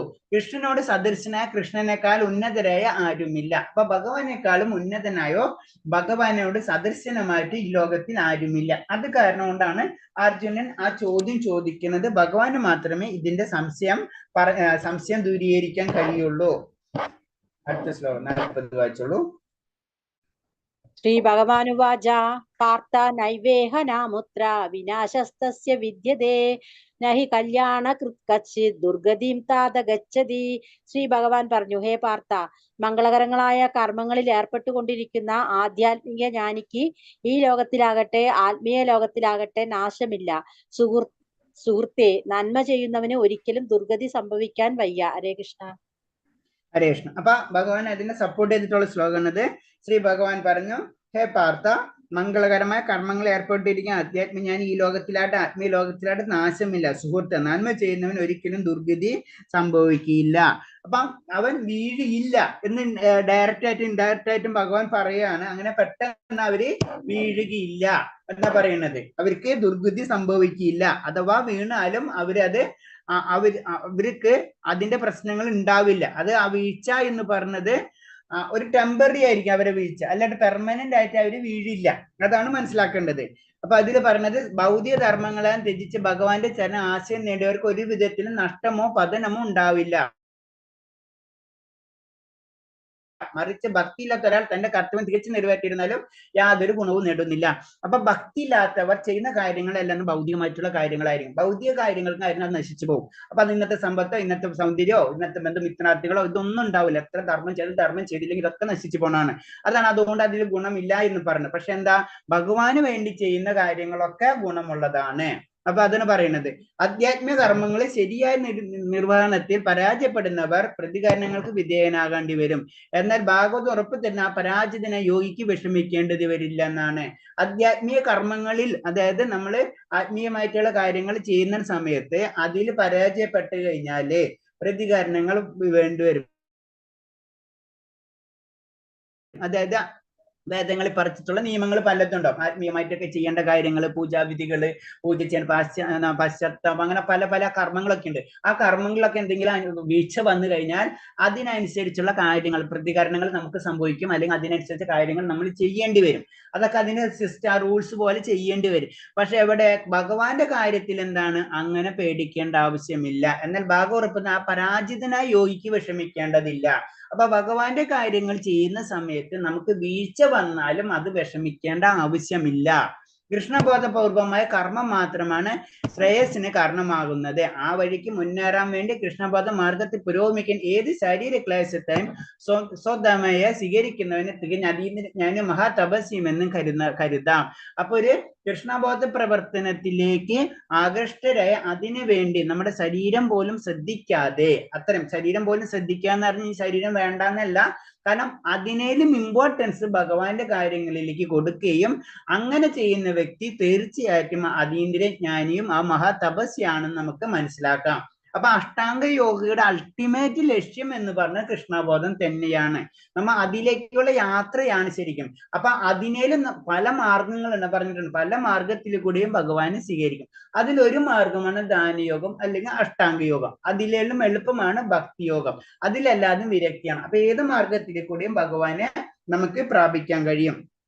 അപ്പൊ പറഞ്ഞു വരുന്നത് ഇത്രയാണ്. ഒരിക്കലും ആത്മീയ ജ്ഞാനത്തിലേക്ക് കടന്നു കഴിഞ്ഞ വ്യക്തികൾ, അതിനോട് ആഗ്രഹിച്ച് അതിനെ വെച്ച് പ്രവർത്തിച്ചു കൊണ്ടിരിക്കുന്ന വ്യക്തികൾക്ക് വീഴ്ച ഉണ്ടാകാനുള്ള സാധ്യത കുറവാണ്. അഥവാ വീണ് കഴിഞ്ഞാലും അവരെ പരാജിതനായിട്ട് കണക്കാക്കേണ്ട ആവശ്യമില്ല. അതാണ് ഈ ശ്ലോകത്തിൽ പറയുന്നത്.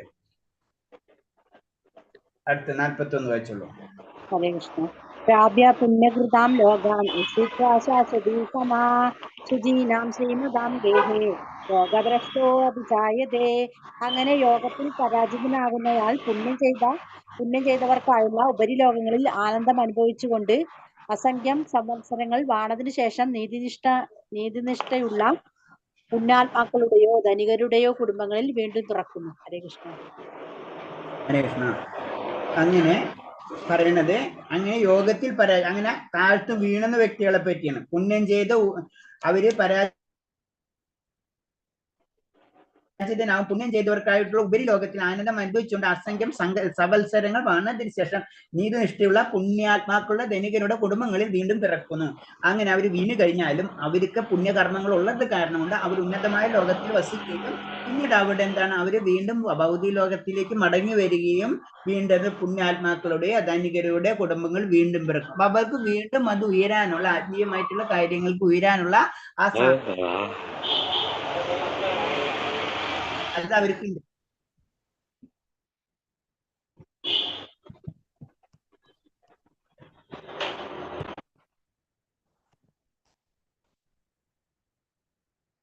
അപ്പൊ പരാജയം അടഞ്ഞ രോഗികൾ രണ്ടു തരമുണ്ട്. അപ്പൊ രണ്ടു തരം എന്ന് പറഞ്ഞാൽ ചില വ്യക്തികൾ എന്ന് പറഞ്ഞത് വളരെ ഏറ്റവും മുകളിൽ പോയിട്ടായിരിക്കും വീഴാം, ചിലർ പോകുമ്പോ തന്നെ വീഴും. അങ്ങനെ രണ്ട് ഗ്രൂപ്പ് ഉണ്ടെന്ന് പറഞ്ഞത്. തെല്ലൊന്ന് മുന്നേറി ശേഷം വീണുപോകും, അതായത് കുറച്ചൊന്ന് പോയിട്ട് താഴ്ത്തേക്ക് വീഴാം. ചിലർന്ന് കഴിഞ്ഞാൽ കുറെ ഏറെ കാലത്തെ പരിശീലന ശേഷം തോൽവിയേൽക്കും. അപ്പൊ രണ്ട് സെക്ഷൻ ഉണ്ട്. ഒരാൾ കുറച്ച് നേരം കുറെ കാലം വർക്ക് ചെയ്തു പിന്നെ വീഴാം. ചിലർന്ന് കഴിഞ്ഞാൽ അൾട്ടിമേറ്റ് പോയിന്റ് എത്താറാകുമ്പോൾ വീഴാം. അങ്ങനെ രണ്ട് ലെവലുണ്ട്. അപ്പൊ ആദ്യത്തെ ലെവലിന്റെ കാര്യമാണ് ഭഗവാൻ ഈ ശ്ലോകത്തിൽ കൂടെ പറഞ്ഞത്. അവര് പുണ്യാത്മാക്കളുടെയോ ധനികരുടെ കുടുംബങ്ങളിൽ വീണ്ടും പിറക്കുന്നു. പിന്നെ അടുത്തതിനെ പറ്റി പറയുമ്പോ 42-ാം ഹരേ കൃഷ്ണ ശ്ലോകത്തിൽ പറയുന്നുണ്ട്. 42-ാം ശ്ലോകം വായിച്ചേ. 42 അഥവാ യോഗിനാമേവ കുലേ ഭവതി ധീമതാം ഏതന്തി ദുർലഭതരം ലോകേ ജന്മ യദീദൃശം. അല്ലെങ്കിൽ ഏറെക്കാലം യോഗാനുഷ്ഠാനം ചെയ്തിട്ടും അതിൽ വിജയിക്കാതിരുന്നാൽ അഭിജ്ഞരായ അതീന്ദ്രിയ യോഗികളുടെ കുലത്തിൽ പിറന്നു എന്ന് വരാം. തീർച്ചയായും ഈ ലോകത്തിൽ അത്തരത്തിലുള്ള ജന്മം സുദുർലഭമാണ്. ഹരേ കൃഷ്ണ. ഹരേ കൃഷ്ണ. ഇതിൽ പറഞ്ഞത് അങ്ങനെ ഏറെക്കാലം യോഗാനുഷ്ഠാനം ചെയ്തിട്ടും അതിൽ വിജയിക്കാതിരുന്നാൽ അഭിജ്ഞരായ അതീന്ദ്രിയ യോഗികളുടെ കുലത്തിൽ പിറന്നു എന്ന് വരാം. തീർച്ചയായും ഈ ലോകത്ത് അത്തരമുള്ള ജന്മം സുദുർലഭമാണ്.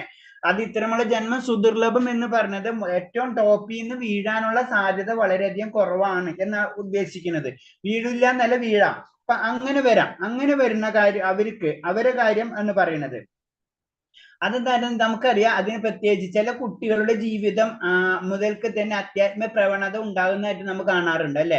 അപ്പൊ അതൊക്കെ ഇതിന്റെ കാര്യങ്ങളാണ്. പ്രത്യേകിച്ച് ആ കുട്ടികൾ ചിലപ്പോൾ ഗോസ്വാമിയുടെ കുടുംബത്തിലോ അങ്ങനത്തെ ലെവലിലായിരിക്കും വീണ്ടും അവർ വന്ന് ജനിക്കുക. അപ്പൊ അവർക്ക് വീണ്ടും ആത്മീയത കൂടാനുള്ള ശക്തിയായ ചാൻസ് ഉണ്ട്.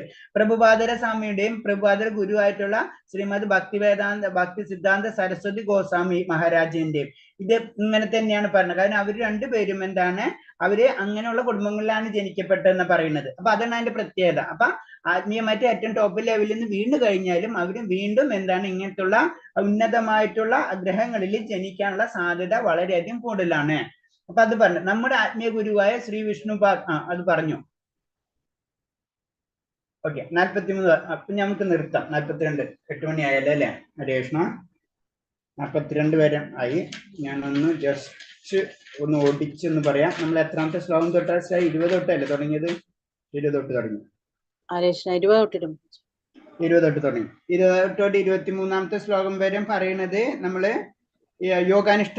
യോഗത്തിന്റെ അനുഷ്ഠാനത്തെ പറ്റിയാണ് പറയുന്നത് അല്ലെ. അതില് കാരണം സമാധി മനസ്സിന് യോഗാനുഷ്ഠാനം മനോവരത്തിന് തികച്ച് പിന്മാറും ഇതിനെപ്പറ്റി തന്നെയാണ് അത് പറയുന്നത്. യോഗാനുഷ്ഠാനം ചെയ്യേണ്ട കാര്യത്തിനെ പറ്റിയാണ് പറയുന്നത്. പിന്നെ 24 അത് തന്നെയാണ്. നമ്മൾ വിശ്വാസത്തോടായിരിക്കണം, സ്ഥൈര്യത്തോട്, അതിനെ പറ്റിയാണ് പറയുന്നത്. പിന്നെ നമ്മൾ പതുക്കെ ഉയരണം. ക്രമപടിപടിയായിട്ടാണ് നമുക്ക് യോഗാനുഷ്ഠാനില് ഉയരേണ്ടത്. പിന്നെന്താണ്, മനസ്സ് നമ്മൾ അവിടെ ഇവിടെ അലഞ്ഞു നടക്കാതെ അതിനെ പിടിച്ച് നമ്മൾ കൊണ്ടുവരണം. ആത്മാവിന്റെ കൺട്രോളിലേക്ക് തന്നെ കൊണ്ടുവരണം. പിന്നെ പരമാനന്ദത്തെ പറ്റിയാണ് പറഞ്ഞത്. കാരണം പരമാനന്ദം എപ്പോഴാണ് ലഭിക്കുക എന്ന് പറയുന്നത് ഭൗതിക ലോകത്ത് മുക്തി ലഭിക്കുമ്പോഴോ നമ്മൾ പരമാനന്ദ ആനന്ദത്തിലേക്ക് നമുക്ക് കടക്കാൻ കഴിയുള്ളൂ. ശരിക്കും ഒരു യോഗി എന്ന് പറയുമ്പോൾ ആ യോഗി എല്ലാ ജീവജാലങ്ങളിലും ഭഗവാനെ കാണും. അതുപോലെ എല്ലാ ജീവജാലകളിലും അതേപോലെ തന്നെ സർവ്വ ജീവജാലങ്ങളും കാണാൻ പറ്റുന്ന പറയുന്നത്. ആ ലെവലിലേക്ക് ആ വ്യക്തി ഉയർന്നിട്ടുണ്ടെങ്കിൽ. പിന്നെ അടുത്തത് പറയുന്നത് ഞാനും പരമാത്മാവും, അതായത് ഭഗവാന്റെ അംശമാണ് ഞാൻ എന്ന് മനസ്സിലാക്കുന്ന ഒരു വ്യക്തി അല്ലെങ്കിൽ യോഗി ഭഗവാന്റെ സേവനത്തിൽ ഏത് സമയം ഏർപ്പെട്ടുകൊണ്ടിരിക്കും. കാരണം ആ വ്യക്തിക്ക് മനസ്സിലായി കഴിഞ്ഞു. അതാണ് പ്രത്യേകത. പിന്നെ ഒരു യോഗി നല്ല പൂർണ്ണമായിട്ടുള്ള രോഗിയുടെ വേറൊരു ക്വാളിറ്റി എന്ന് പറഞ്ഞു കഴിഞ്ഞാൽ എല്ലാ ജീവികളും അവരുടെ സുഖത്തിനും ദുഃഖത്തിനും എന്റെ സുഖം എന്റെ ദുഃഖം അവന്റെ ദുഃഖം എന്റെ ദുഃഖമായിട്ട് ഫീൽ ചെയ്യും. അതാണ് അടുത്ത ക്വാളിറ്റി എന്ന് പറയുന്നത്. പിന്നെ അർജുനൻ പറയുന്നുണ്ട് ഇങ്ങനത്തെ ഈ മനസ്സിനെ നിയന്ത്രിക്കുക എന്നൊക്കെ പറഞ്ഞത് പ്രായോഗികമല്ലല്ലോ, ഇതെത്ര വളരെ ബുദ്ധിമുട്ടല്ലേ എന്ന് ചോദിക്കുന്ന ചോദ്യങ്ങളാണ്. അപ്പൊ ഭഗവാൻ പറയുന്നുണ്ട് ശരിയാ, പറഞ്ഞത് ശരിയാണ്, ബുദ്ധിമുട്ടുള്ള കാര്യമാണ്. പക്ഷെ എന്താണ്, നമ്മൾ അഭ്യാസം കൊണ്ട് നമുക്കത് ചെയ്യാൻ പറ്റും. അഭ്യാസേന കൗന്ദേയ, അഭ്യാസം കൊണ്ട് നമുക്കത് നേടിയെടുക്കാൻ കഴിയും. അപ്പൊ അത് ബുദ്ധിമുട്ടാണെങ്കിലും നമുക്ക് അതിലേക്ക് കടക്കാൻ കഴിയും. പിന്നെ അർജുനൻ ചോദിക്കുന്ന ശ്ലോകങ്ങളാണ് ഇങ്ങനെ നമുക്ക് ആത്മീയ സാക്ഷാത്കാരത്തിന് ഉയർന്ന വ്യക്തികൾ, ഉയരാൻ ശ്രമിച്ച വ്യക്തികൾ, അവർക്ക് വീഴ്ച വന്നു കഴിഞ്ഞാൽ അവർക്ക് എന്തൊക്കെ സംഭവിക്കും എന്നാണ് പറയുന്നത്. അപ്പൊ ഭഗവാൻ ആദ്യത്തെ ഇതിൽ പറയണമെന്ന് വെച്ച് കഴിഞ്ഞാൽ, ഒന്നാമത് നമുക്ക് ആ ശ്ലോകം അറിയാലേ, കാരണം ഒരു ചെറിയ മുന്നേറ്റം തന്നെ വൻ പ്രതീക്ഷയാണ് നമുക്ക് തരുന്നത്. പിന്നെ ഇതിൽ തന്നെ ഭഗവാൻ തന്നെ പറഞ്ഞു തരുന്നതെന്ന് വെച്ച് കഴിഞ്ഞാൽ, അങ്ങനെ പോയി കഴിഞ്ഞാൽ ആ വ്യക്തി വീണ്ടും ധനികർ ആദ്യം തന്നെ ഉന്നത ലോകങ്ങളിൽ പോയി അവിടുത്തെ പുണ്യം കാരണം കൊണ്ട് അങ്ങനത്തെ സുഖങ്ങളൊക്കെ അനുഭവിച്ചതിന് ശേഷം വീണ്ടും പുണ്യാത്മാക്കളുടെയോ അല്ലെങ്കിൽ ഉന്നതമായിട്ടുള്ള ധനികരോട് ഗ്രഹത്തിൽ വന്ന് പിറക്കും എന്നാ പറയുന്നത്. പിന്നെ അടുത്തത് പറയുന്നത് പിന്നെ കുറച്ചും കൂടെ, അപ്പൊ അതിൽ തന്നെ 2 തരം ഉണ്ട്. ഒന്ന് ഏറ്റവും മുകളിൽ പോയതിനു ശേഷം വീഴുന്നത്, ഒന്ന് പോകുന്ന വഴി കുറച്ച് പോയിട്ട് വീഴുന്നത്. അപ്പൊ രണ്ട് പേർക്കാണ്. അപ്പൊ ഏറ്റവും മുകളിൽ പോയി വീഴുന്നത് വളരെ കുറവായിരിക്കും. പക്ഷെ വീണ് കഴിഞ്ഞാലും അവരിങ്ങനെ ഗോസ്വാമിയുള്ള കുടുംബങ്ങളിലോ അങ്ങനത്തെ ഒക്കെ ഒരേ കുടുംബങ്ങളിലായിരിക്കും അവർ ജനിക്കുക. അതിന് ഉദാഹരണം തന്നെ പ്രഭുപാദ സ്വാമി ഗുരുനാഥനായ ഭക്തി സിദ്ധാന്ത സരസ്വതി ഗോസ്വാമി, ഇതൊക്കെ ആ കഥ തന്നെ അതിൽ പറഞ്ഞു വരുന്നത്. ഹരേ കൃഷ്ണ.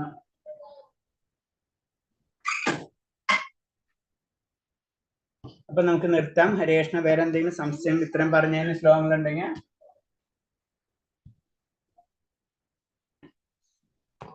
പറഞ്ഞ ശ്ലോകത്തിന് എന്തെങ്കിലും ഡൗട്ട് ഉണ്ടെങ്കിൽ ചോദിക്കാം.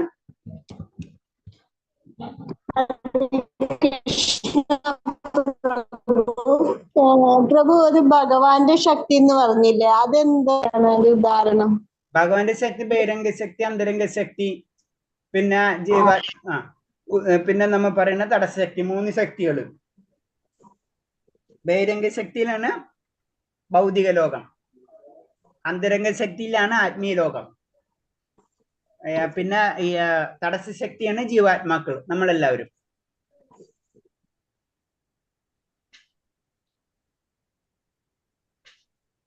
ഹരേ കൃഷ്ണ. വേറെ എന്തെങ്കിലും സംശയം?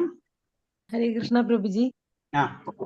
ഈ അസൈൻമെന്റ് കൊടുത്തതിൽ എന്തെങ്കിലും തെറ്റോ അല്ലെങ്കിൽ ശരിയായിട്ടില്ലെങ്കിൽ അതിനെ കുറിച്ച് പറഞ്ഞു തരുമോ? അസൈൻമെന്റ് കൊടുത്തതിൽ തെറ്റോ ശരിയാണില്ലോ എന്നോ? അല്ല, അതിനെ അത് നമ്മൾ എഴുതിയത് ശരിയായോ എന്തെങ്കിലും ഇതുണ്ടോ എന്നുള്ളത്.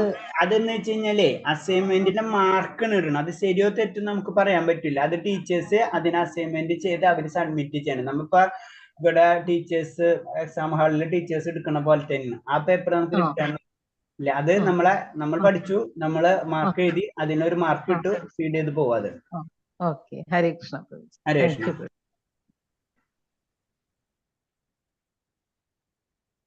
വേറെ എന്തെങ്കിലും സംശയം ഉണ്ടോ ഇതിനെന്ന് പറഞ്ഞ ക്ലാസ്സില്? അടുത്ത ആഴ്ച തൊട്ട് എല്ലാവരും വീഡിയോ ഓൺ ചെയ്യണം. ഞാൻ വീഡിയോ ഓഫ് ചെയ്തപ്പോ എല്ലാവരും ഓഫായി. പിന്നെ ഞാൻ പറയാത്തത് ഇതൊക്കെ കാരണം കൊണ്ടാണ്, ഞാൻ അങ്ങനെയാണ്. അപ്പൊ അത് കാരണം കൊണ്ട് പറഞ്ഞില്ല. പക്ഷെ എല്ലാവരും വീഡിയോ ഓഫ് ചെയ്തു. അത് റൂള് മിസ്റ്റേക്കാണ്. ഓക്കെ, ഇത് പ്രാവശ്യം ഞാൻ വിട്ടു. അടുത്ത ക്ലാസ്സിൽ എന്തായാലും വീഡിയോ ഓൺ ചെയ്തിരിക്കണം. ഹരേ കൃഷ്ണ. ശരി, വേറെ എന്തെങ്കിലും സംശയം ഉണ്ടോ? അല്ലെങ്കിൽ നമുക്ക് നിർത്താം. ഓക്കെ. ഹരേ കൃഷ്ണ. വഞ്ചകൽപരൂപേച്ച കൃപാസിന്ധ്യാവേച്ച പതിനാം ഭാവനേഭ്യ വൈഷ്ണവേഭ്യ നമോ നമഃ. അനന്തകോടി വൈഷ്ണവ.